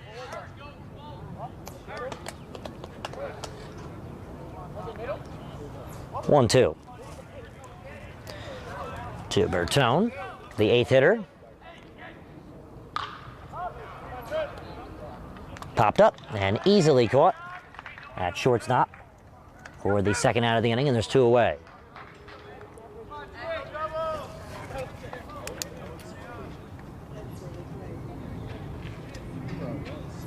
And this will bring up Garrett Grubbs, who walked and grounded out to first base in his 2 at-bats today. 2 away here in the bottom half of the 6th before we see the final inning of regulation. That pitch is in there for a strike, and the count's 0-1. 7 innings to play today, at the very least, at this point. And possibly extra innings to come. No ice here at the Kelly Athletic Complex. As a cause for concern, that pitch in there for a strike, and the count's 0-2 with 2 away. De Palma trying to get himself through 6 straight innings, holding Livingston to a lead or a tie all game today. Hasn't seen Seton Hall yet up top. They've been chasing Lancers since the start of the 5th inning, in which they did it immediately in the bottom half. 1-2.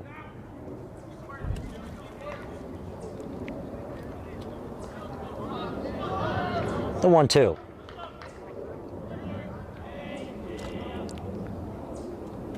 De Palma will deal 1 high, and the count's 2-2.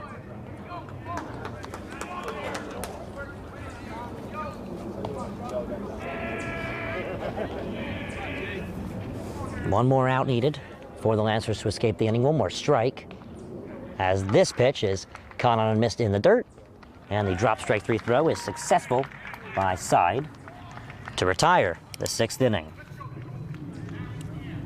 So a K now to Grubbs. Seton Hall goes down 1-2-3 in the 6th. We go to the 7th. Tie ball game. Stay tuned. Winner, a ticket to Saturday's semifinal round of the Greater Newark Tournament. The middle, barreling towards the goal line. Baldwin is in for a Vance touchdown. Right down the middle, man. This guy, and he keep going, and he's the ball's loose. And they hop back on it, and that's a touchdown. Short punt, bounces at the 35, fielded at the 40 by Quick, out to the corner. He's got blockers and a lot of green grass in front of him. Cuts back, he's in for a touchdown.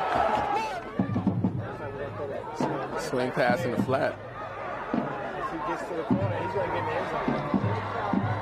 Touchdown. Good job, block. 3rd down and 17, a handoff, getting to the outside. There's a hole, there's a first down, and all the way to the races is Elijah McWilliams to the house for a touchdown and for an IMIC for a division championship.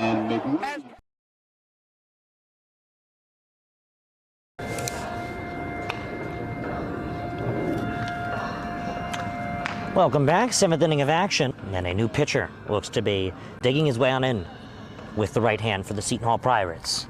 That's number 1, Sam Nomura, as he will get ready to go for the squad, relieving 6 innings in a final line of 4 hits given up, as well as 3 runs, but still a phenomenal performance from the Elon commit, Ryan Sprock, who came into this one with a 3-0 record on the year. Pirates trying to pick up win number 13 and another semifinal appearance. This team, one of the more dominant in the county tournaments, consistently sees themselves never participating in preliminary rounds due to their success, similar to the Lancers, and consistent first 2-round victories to find themselves almost always in semifinals in recent history. So in game number 19 for them, Sam Nomura, once again, another game to pitch. This will be pitch number 44 plus for him on the year. He's given up 10 runs total, 14 hits, 6 RBIs. No singles given up, but 5 doubles, as well as 15 walks he's given. And he's hit 1 batter and has given up 5 stolen bases. The slugging percentage against him is .442. He starts off taking on number 20, Miles Side, the catcher, having a great year for the Lancers. Returning varsity player for him.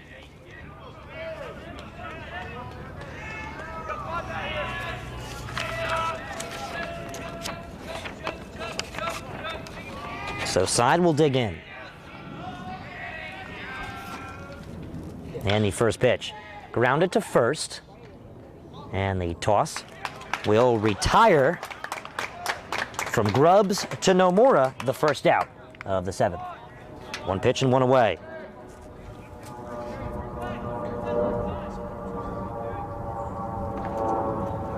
And here's Brandon Kenny for the Lancers with 1 away. So nice play at first by Grubbs. Usually see Foster playing a lot of first for Seton Hall, but this year, today it's been Grubbs, the first pitch now to Kenny. 2 pitches, 2 strikes thrown, and 1 away. Here to get us started with the 7th inning. It's a tie ball game, and an exciting one as well. The 0-1. And the pitch. Fouled away, 0-2.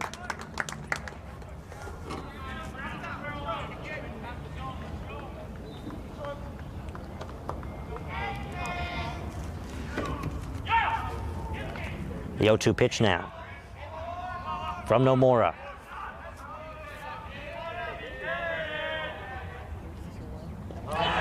Swung on and missed, struck him out. And the umpire is going to say there's no drop strike 3 opportunity there, as that one did not hit the turf. So 4 pitches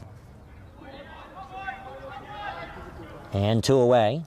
As Kenny goes down swinging, that'll bring up Julian Fusari, who in his first at-bat struck out looking and then singled following.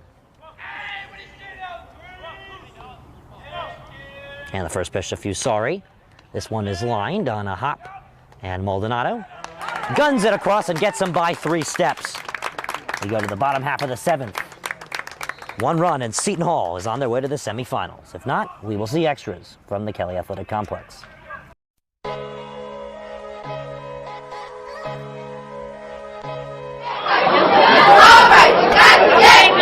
Hey, understood. Took him and decreasing. Ethan Horton. Horton dribbles into the front court to Khalil Whitney. Going to the basket and the jam.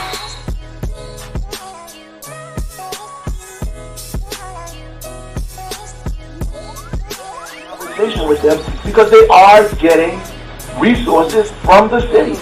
They are getting resources, and they're arguing with us about the timeliness of those resources.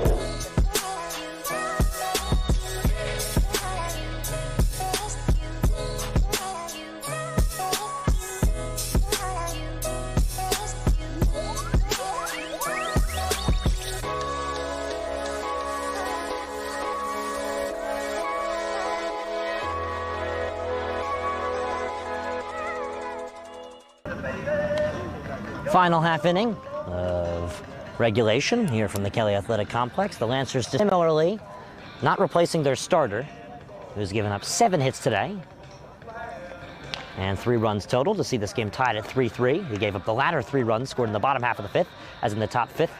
The Lancers stopped the no-hitter, punching in 2 back-to-back doubles and a single.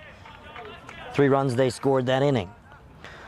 Is it any more fitting than getting the bottom half of the final inning of baseball here in regulation? Starting off with the leadoff hitter with an Alex Kim. Kim started off the day shaky, found himself with a double his last at-bat. Momentum pulls him towards getting this inning started the right way for the Pirates. First pitch in there for a strike, and the count's 0-1. Thank you for joining us. My name is Ryan Lally on the call today here on the D1 Media Pro page on the NFHS Network. Greater Newark Tournament quarterfinal action for you. Pitch scooped up in the dirt, 1-1, or I should say the turf rather. 1-1 count.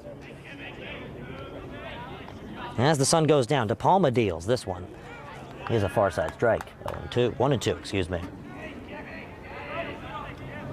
Again, plenty more baseball and softball across to come for you this spring. A whole nother month, roughly, until playoff action here in high school, as this 1-2 pitch fits in there for the 3rd strike and 4th pitch of the at-bat.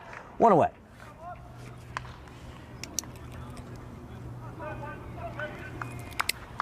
And this will bring up Sam Nomura, also quite recently hot, with a single. Both bullpens silent. Good start to a 7th inning on the mound, and 93 pitches, soon to come 94th, from De Palma for the Lancers. First pitch, foul ball 0-1.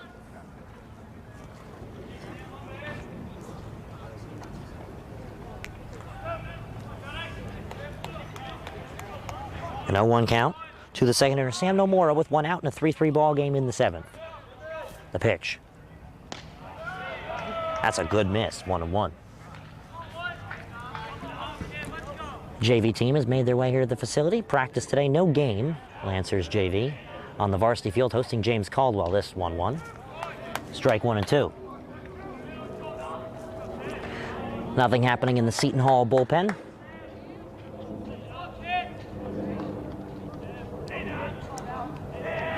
The 1-2. just misses. A nice frame behind the dish from side, but it just misses, and the count is 2 apiece. Here's the 2-2. Sun squeezes back in outside the cloud. We'll see if it takes a hitter's disadvantage. This 2-2 pitch is upstairs. Won't matter for that pitch. Count is full. That pitch wildly off the zone. Full count, 1 away. What's that? No more up. Coming off of a single here in the 7th. Full count, grounds 1. 2 short. Ullman runs on Ullman across the diamond. And that one's mishandled.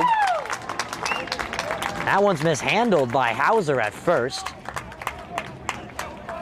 That could be a huge error. We thought we saw an error earlier in this one, which turned into the first Lancers hit of the game. That, no doubt about it, an error, and the first error registered of the ball game. Nomura reaches on an E6. You put the ball in play, good things happen like that. The winning run is just 3 bases away, and the only home run hitter on the day, and the Clemson commit is up to hit. First pitch to Maldonado, misses for a ball, counts 1-0. Only an out to spare for Seton Hall. And then extra innings becomes the topic of conversation. And more arms being used prior to tomorrow's tough game versus Roxbury to Seton Hall have coming up. In the dirt, 2-0. Scoring position is second base. Just a base away from that one is Nomura, reaching off of a 6-3 error, an E3. 2-0. This pitch squibbed up, and this one goes foul. 2-1. Looked like it jammed him based off the swing from this distance. The 2-1.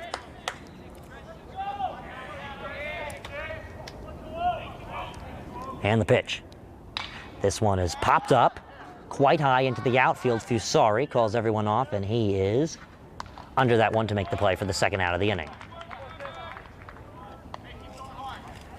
Ball will be thrown back in, and a 4-pitch at bat turns into a retired F7. Caught by Julian Fusari, the senior. This will bring up Ryan Sprock. It's a tough break for the Pirates. They're now down to 2 outs with a running run on first base here in the bottom half of the 7th. And their top hitter retired and not up for a while. Pitch misses for a ball, and the count's 1-0. Just a little high into the glove of side.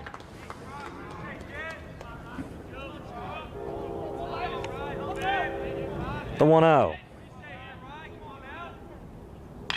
Sprock grounds it foul.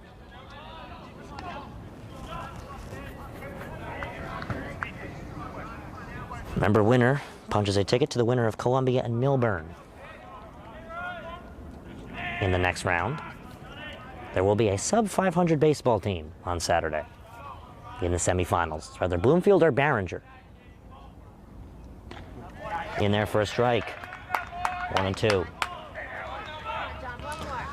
Livingston, an 8-1 win versus West Essex yesterday to be here. A great defensive performance and a solid offensive performance by Seton Hall. A 6-0 win against Cedar Grove on Monday to be here. And the 1-2 is 2-2 with 2 away. Triple twos on the scoreboard. Lancers trying to breathe their way through this one.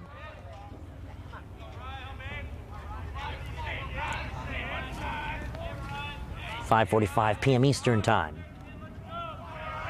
105 minutes since the first pitch of the ball game, and this one is grounded to short. Ullman handles across the diamond.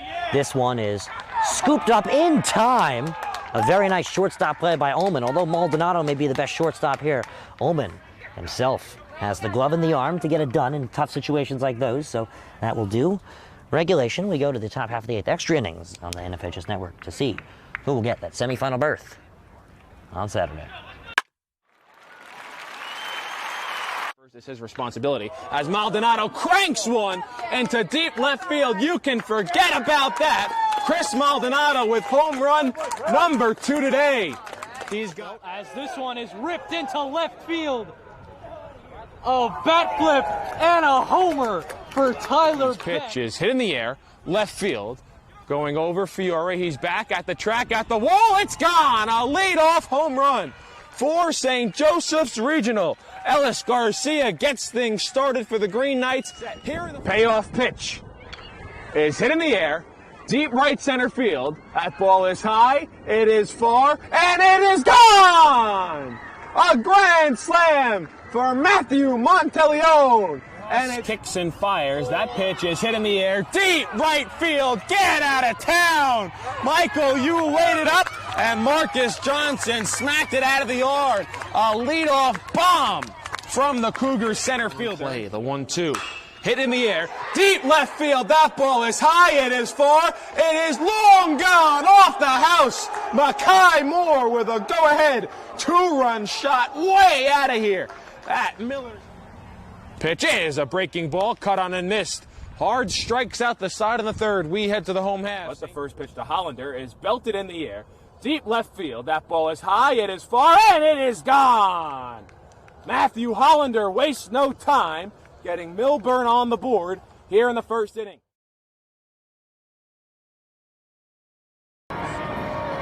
We will be moments away from the start of extra innings here in the GNT quarterfinal round between the Prep Pirates, the 4th seed, hosting the 5th seed Livingston Lancers. What a quick game it was. That will now slow down into extra innings, extra baseball. An 8th inning will be played in full for this game to count in the scorebooks at the end of today. Remember, there is no lights.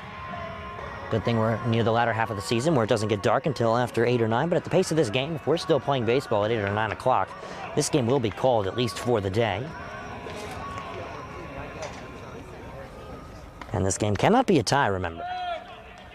This game must be played prior to Saturday, and that would not be quite convenient as Seton Hall taking on a 9-9 Roxbury team that almost took down a dominant Montville team but lost by 1 in the quarterfinal round of the Morris County Tournament. And then Livingston, a game against a struggling Scotch Plains Fanwood program, a key win for them to pick up on their schedule of Union County. They're traveling. First pitch to Ullman. He cut and misses in that one. The count's 0-1. Remember, Sun is beginning its process of departure here at the CAC and in the state of New Jersey. 0-1. 0-2. Swung through that one as well.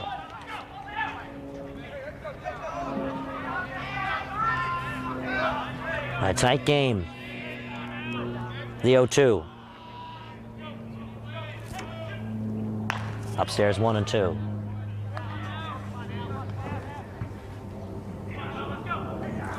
Quickly moving. No more on the mound. Pitch number 9. Dealt. And that's strike 3 in 4 pitches. So the first out of extra innings comes from a 4-pitch strikeout by Nomura.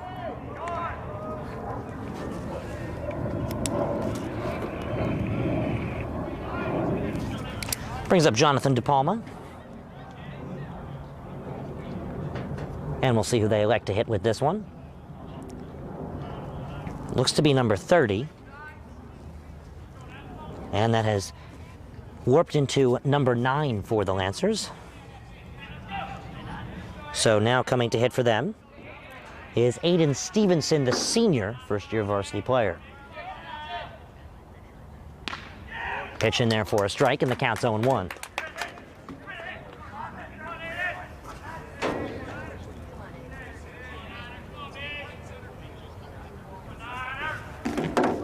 The 0-1 cut on and missed well ahead of the breaking ball, and the count's 0-2.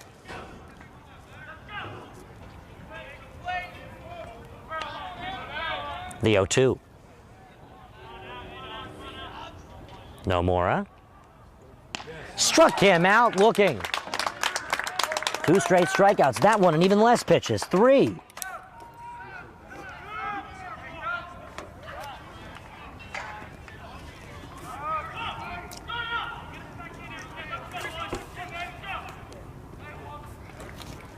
Top of the order now with the older Ben Hauser. First time up against Nomura. And the pitch. In the dirt, 1-0. Quite the baseball game you've tuned into today. We'd like to thank you for joining us, and more to come this evening, 7 p.m. first pitch, which you'll likely be able to make in time after this one.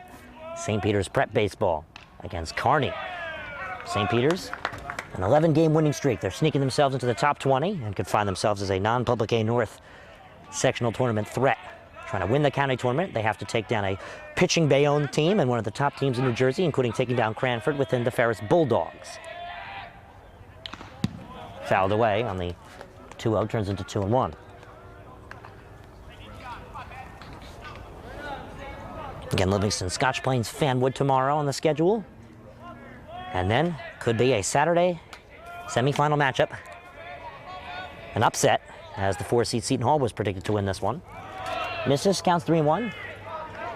Livingston, potentially an opportunity here to walk their first extra innings runner on base today.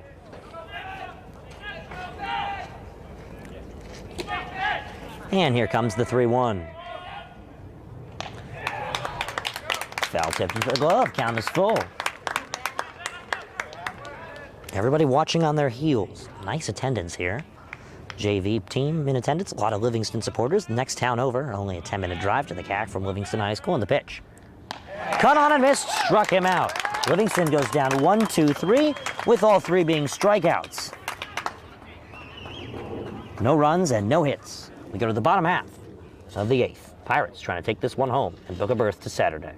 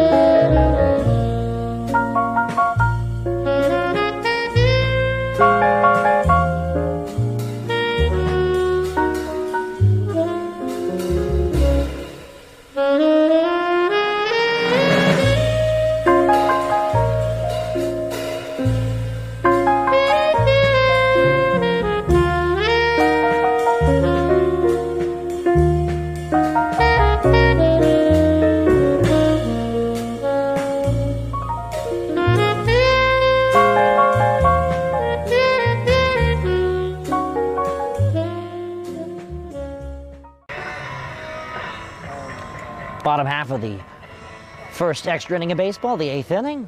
And after 7 full innings pitched, De Palma is done his final line. In full 7 innings pitched, 108 pitches. This includes 3 runs given up and 7 hits, as well as an error charged to his team. All 3 runs scored in the bottom half of the 5th. On the mound for the Lancers, pushing Mistretta into the close right field from our screen, is the senior dual sport athlete within Brandon Kenny. And he will take on the righty within Elijah Foster. Foster 0 for 3 on the day. Once Prep scores, since they're the home team, it's over. Livingston trying to force a 9th inning of baseball, and they get it started right with a breaking ball strike, 0-1 to Foster. Foster, not a power hitter of sorts, more of a contact perfect placing hitter. Quite the year he's having. Leads the team in RBIs coming to this one, as he takes 2 breaking ball strikes from Kenny. They call him the middle reliever and the closer. That's exactly what he did last year to help punch a ticket to the sectional finals for the Lancers in their tough loss to Montclair. And the same will go this year in their current run to an 11-7 record. And in game number 19, a county quarterfinal matchup versus the Pirates. The 0-2. Foster fouls this one back.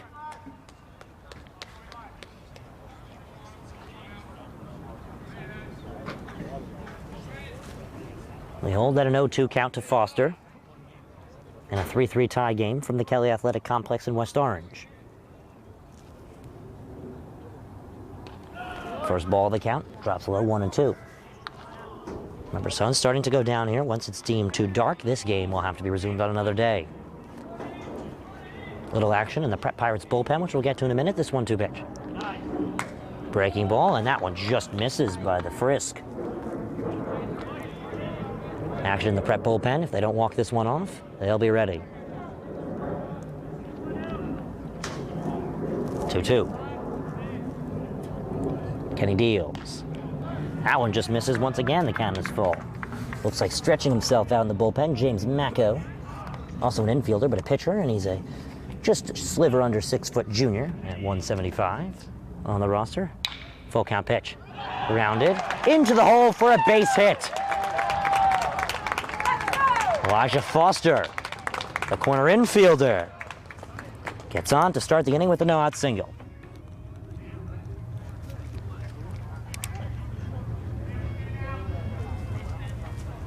And this will bring up Matthew Monteleone. Started the day with 2 singles and a solid pop out to center field. Number 10 he wears and plays left field today. He stands into the lefty batter's box. Winning run off of first base for Seton Hall. Bunt shown, bunt popped up and cannot be caught in the backfield. 0-1. Seton Hall just trying to push that one run through. Shepard is known to utilize the small ball quite brilliantly. Not as much so this year. He's been letting his power hitters hit. Aside from Foster and a few others, it's really just been a power hitting roster all around for Seton Hall. The 0-1 with the winning run on first base. Winner plays on Saturday in the semifinal round of the GNT. This bunt is once again popped up. This one popped out of play over the behind fencing, which is quite tall itself. 0-2.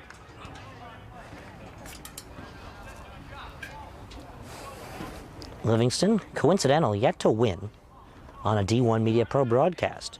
The first 2 games recorded out of their 3 were versus Seton Hall, a home and an away loss. 10-5 was the second, 5-1 was the first. And then they lost in an upset to West Orange at home at a relocated facility due to weather the previous day.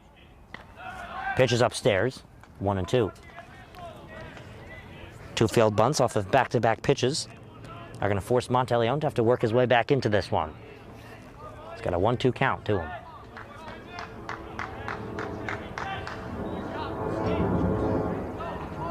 And the pitch. 2-2, just misses on the breaking ball. So now that Monteleone is back in the count to 2-2, he's got to work with the runner on first base. That's the winning run. 2-2 misses, and the count is now full. He's come all the way back to a full count from down 0-2. And he gets an applaud from the Pirate fans. 12 pitches now thrown from Kenny. 18 pitches thrown from Mahala for Seton Hall, coming in relief for the Elon commit and Spruck. After 2 failed bunts, 4 straight balls thrown from Kenny. He's yet to record an out today after giving up a single. He walks the second run. Excuse me, the second hitter. Digging in, Luke Mahala. Mahala, 0-for-2 on the day. He's walked. As here comes Ennis. Will he be taking the baseball, or will he be having a chat? And it looks like he will be having a chat with his guys. So we will take a break and go to our sponsor for 30 seconds. The North Jersey Orthopedic and Sports Medicine Institute is the preferred practice for diagnosis and orthopedic treatment in New Jersey. Our focus includes sports injuries, as well as the treatment of a broad range of orthopedic complaints, from common tendon ailments and arthritic joint pain to traumatic injuries. Our facility offers an on-site physical therapy suite, in conjunction with specifically designed exercise programs, non-invasive and advanced healing technology. Specialist Dr. Michael Rosanella utilizes non-surgical and minimally invasive surgical procedures to help patients regain back their quality of life. Caldwell and Barringer are taking each other on, as well as Bloomfield and Netley. Winner of those 2 games will take each other on Saturday, is rather the 11 or 3 p.m. first pitch. And then the winner of this one will take on the winner of a great game between Columbia and Millburn. It might be a 1 versus 8, but as of recently, both teams have proved to be top 20 in the state of New Jersey. Mahala digs in, winning run. On the other side of the diamond, this is a bunt popped up, chasing our 2 Lancers, including the catcher and the first baseman. Neither can get there in time, as it was out of play. 0-1. Seton Hall trying to small ball their way out of this extra innings baseball game with a victory.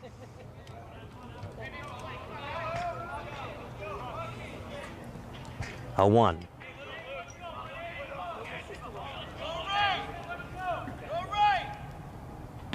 1-1.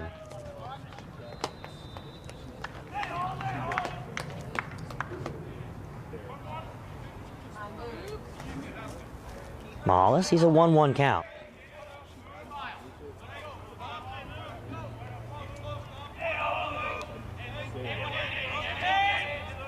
He shows bunt. Pulls back for a strike and the counts 1-2.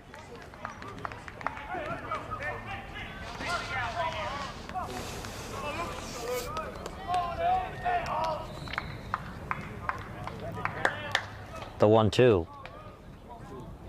Runners on first and second. 2-2 count. Excuse me. Strike 3 called for the first out of the inning. A perfect breaking ball there by Kenny. Brings up Aaron Bertone, the 8th hitter. Kenny able to work a first out. Foster on second, Monteleone on first. Monteleone quite useless in his spot. Foster are all eyes are on, which is second base. Wearing number 27, the middle infielder, excuse me, the corner infielder for Seton Hall. Is the winning run to punch a semifinal ticket for the Pirates. Quite impressive after the first 2 times these teams played each other, that a third time Livingston was able to stay in it until they were able to take a lead, and then they gave it up at the bottom half. That was in the 5th. Here's Bertone. And it looks like there'll be a pinch hitter, and that will be James Grizzetti. And the pitch. In there for a strike.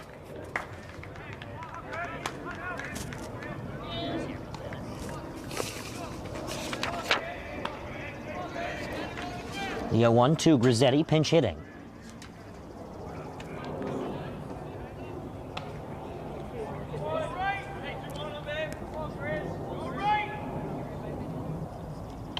Breaking ball misses upstairs, 1-1. Tomorrow at 4:30 is face-off between St. Peter's Prep and Livingston on the D1 Media Pro page on the NFHS Network. Boys lacrosse. Action in the bullpen for Seton Hall. Ready if they can't score, that runner in scoring position, but then Foster home to end this one on a walk-off.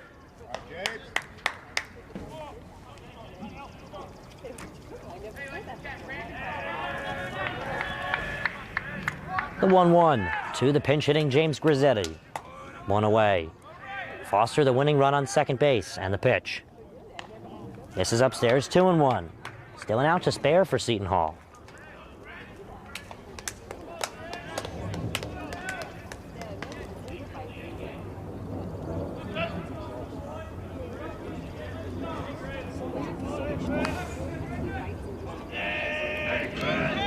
And here comes the 2-1. Fouled out of play. Down the first base side, 2-2 count with 1 away. The sun's starting to fall out of reach. No need for sunglasses at this point in the game, which causes for concern if we don't make it out of the 8th inning with the team on top. May have to be a rescheduled termination of this one. A resummation at 3-3. And the pitch. Caught on and missed, struck him out. A long strikeout at bat sees James Grizzetti pinch hit to nothing.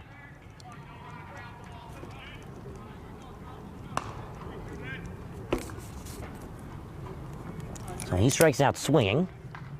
And this brings up Garrett Grubbs. Grubbs last struck out. However, he did walk on the day and ground out to first. So he's done his fair share of putting the ball in play. 2 away. The walk-off run is on second base for Seton Hall. The first pitch to Grubbs is a breaking ball in there for a strike, a little outside, but in there for a strike, and the count's 0-1.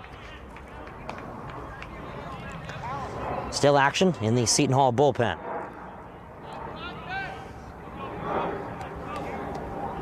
The awaiting 0-1 pitch from Kenny.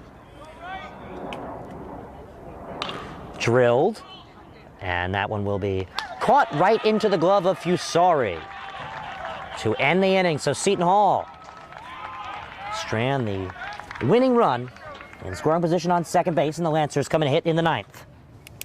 Stay tuned on the D1 Media Pro page on the NFHS Network. Want to learn how to be a talk show host? Want to be a great play-by-play announcer? That's good! You always have to be prepared for something to happen. Thank you, Gary. Sure, thank you, Matthew. Good evening, everybody. Today is Super Bowl 54. The Kansas City Chiefs versus the San Francisco 49ers. But sometimes there's a lot of pressure, there's a lot going on, there's a lot on your mind. Arizona is a tough out right now. I think the Chiefs come out of it. He speaks beautifully. To speak in front of people, learning how to have a conversation, learning to ask questions. These are skills that will help you in whatever you do in your life.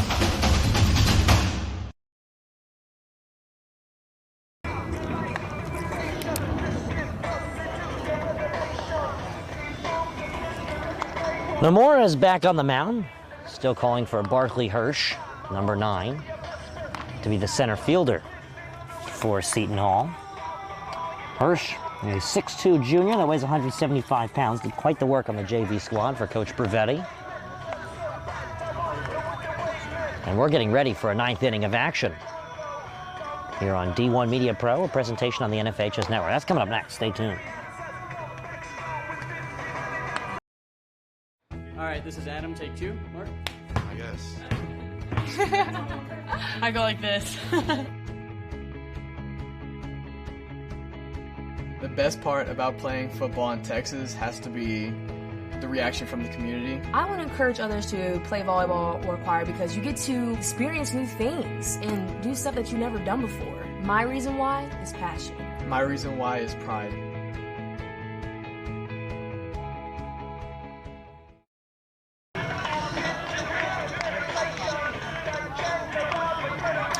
Livingston boys varsity lacrosse taking on Johnson today. And Seton Hall having lacrosse practice. One of the best teams in the state of New Jersey is Seton Hall lacrosse. Had a couple tough losses, including losses against the defending state champions within Summit. Don Bosco are the tournament of champions and the non-public champs. They're also the #1 team in the state of New Jersey. In baseball, as that pitch misses, they have lost a game against a New York opponent, and they won 2 out of the 3 games in an international all-star, a national all-star tournament. #1 in the state of New Jersey.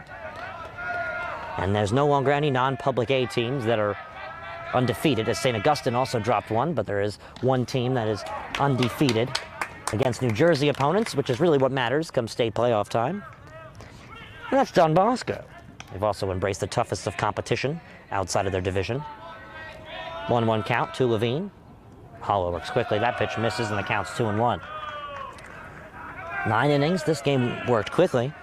And you got to be thankful for that one, because a game that goes 9 innings and doesn't work as quickly as this one did for the first 4 to 5 innings of action could find itself going into 11 p.m. Pitch in there for a strike. 2-2 count. These pitches coming in like bullets, quite quickly and quite fierce. Not too much breathing time in between. Convenient for how much time that's left until this game will have to be called due to the sun going down and it being deemed unsafe to continue playing. This 2-2 pitch, pelted, coming in and making the play here in right field is Luke Mahala. And there's one away. Levine goes down on a line drive out to position number 9 in right field. Brings up L.J. Kakuza, the designated hitter. Kakuza's line today, 3 strikeouts, 2 swinging, and the most recent one, a couple innings ago, looking.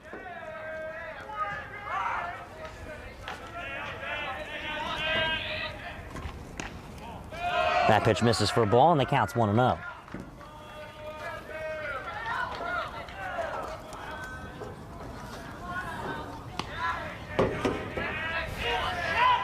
The 1-0 pitch. Chopped. This one stays foul. 1-1.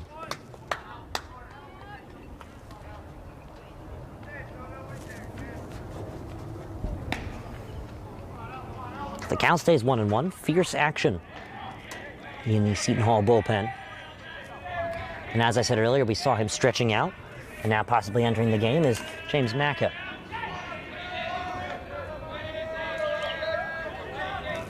Still, though, on the mound is Nomura. And Sam deals a called strike. 1-2. What a baseball game. Couldn't have asked for better. A great speed. 9 full innings so far, including 7 regulation innings, since that's what you play in high school, and then 2 extras. We're in the top half of the second extra inning, which is the ninth, as that pitch is golfed on and missed, and the tag is applied for the first out of the top half, excuse me, the second out of the top half of the ninth inning. This brings up Aaron Hauser. Hauser with his fourth at-bat today. He singled as well as struck out looking in his last at-bat, and the first at-bat of the day was a fly out to right field. Properly handled by Mahala, who's been there all 9 innings. This pitch is taken for a ball. As we zoom back into the action, and the count's 1-0.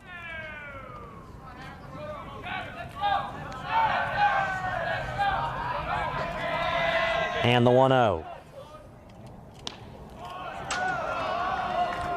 Looked like a great pitch, but it missed, and the count's 2-0. Understandable frustration, as it looks like Macco is quite ready to go. The 2-0 with 2 away. Hauser does not go around on the high fastball. It's 3-0. Winner will take on, no matter who wins, a tough 1st or 8th seed opponent that's currently playing like one of the top 20 teams in the state of New Jersey, either Millburn or Columbia. Here in the Greater Newark Tournament, 4-pitch walk with 3 very close spots that are missed. Hauser on first base. He walks. Here's Miles' side. Hauser on first. Side digging in.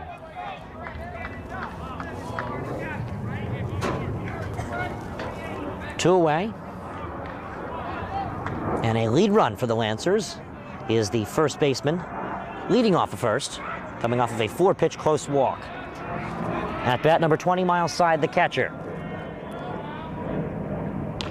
Side takes the first pitch down Broadway for a strike, and the count's 0-1. Side 1 for 3 on the day. Struck out swinging his first at bat, then doubled. Then he grounded out to first base, where it was tossed to the pitcher to retire him. 0-1. Strike called, 0-2 on the breaking ball. And out away from escaping the inning.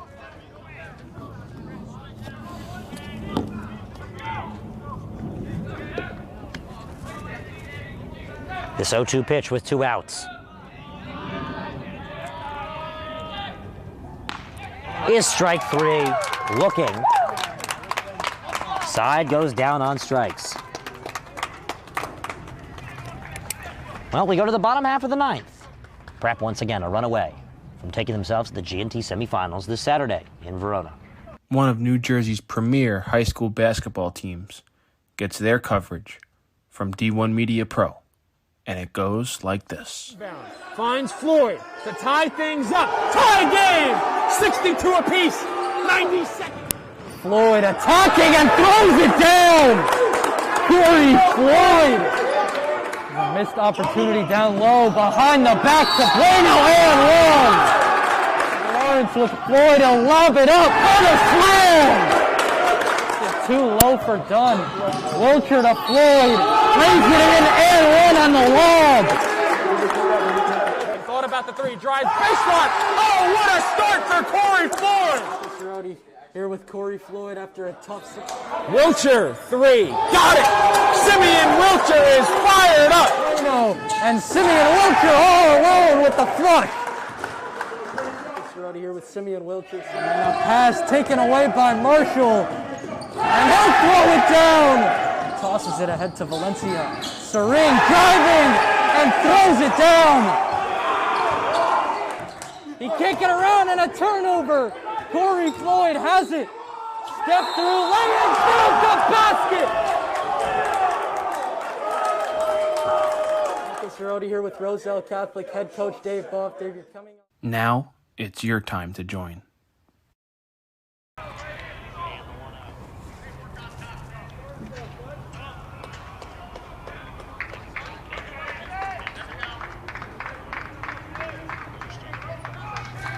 So here we are in the bottom of the 9th. A pinch hitter with the the first hitter with the number 8, Alex Kim. First pitch misses for a ball, and the count's 1-0 to Kim.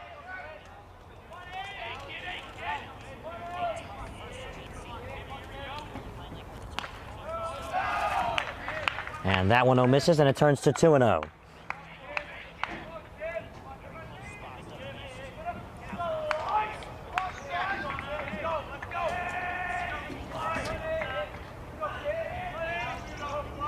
The 2-0 pitch.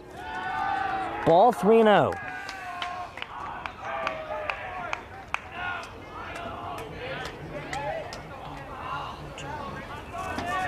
The 3-0. Ball 4. 4 straight balls thrown to Alex Kim with a walk.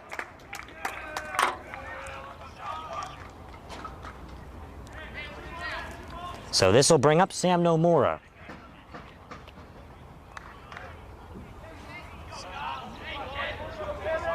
Nomura digs in with the winning run of Alex Kim off of first base. Bunt shown. Bunt squared foul. As you can see, Levine is trotting on into the screen. Onto the frame, I should say. Ready to defend the bunt. 0-1.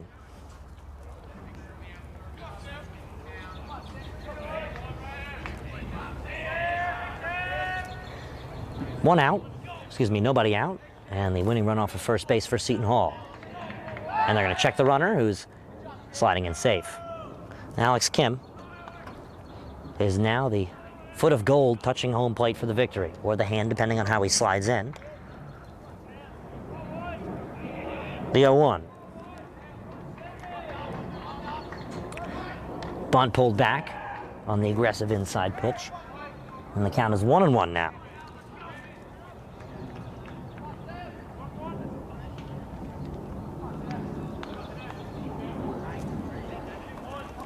A 1-1 count.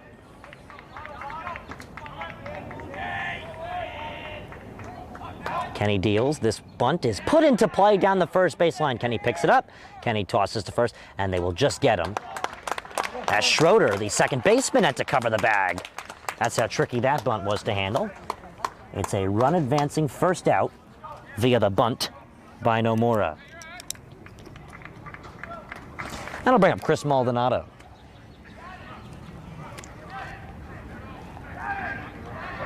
And they're gonna walk Maldonado intentionally. They don't have to throw the 4 pitches, but they're gonna walk him. Now that is a very wise decision by Coach Ennis. The man with the home run on the day, the D1 Clemson commit, he plays serious baseball against serious baseball players. He'd rather take on a dominant Ryan Sprock kind of guy. He wants to take on today's starting pitcher and the Elon commit. So also D1 baseball he's got to take on, but I guess a little different D1 baseball. So Maldonado, potentially useless at the moment on first base, as all eyes are on the winning run of Alex Kim on second base. Once he crosses the plate, Seton Hall are semifinalists for yet another consecutive year. Blocked in the dirt by Side, brilliantly handled, and the count's 1-0. Winner, and thank you for joining us if you're just recently tuning in, due to my Twitter post, is Saturday at rather 11 or 3 p.m.'s first or second of the 2 semifinal games in the Greater Newark Tournament from Verona's home field. An acting neutral site as this one is grounded to third and mishandled, but stepping on the bag with the local force out is Daniel Levine. So 2 away, and now all eyes are on Chris Maldonado as Alex Kim is retired as the local force out. Here's Sprock's score to that one. It's a fielder's choice, handled by position number 5.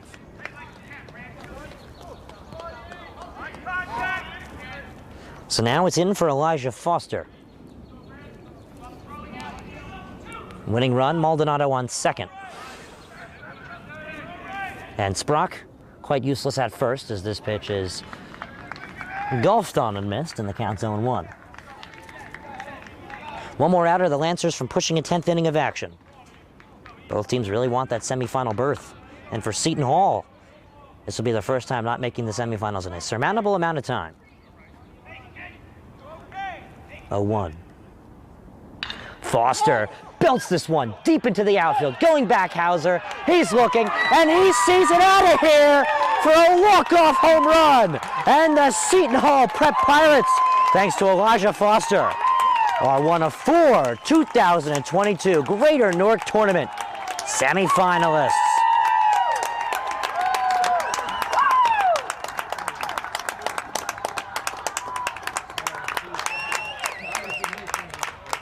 A 6-3, 3-1 home run final score sees the Seton Hall Prep Pirates another consecutive semifinal appearance in the 89th Greater Newark Tournament.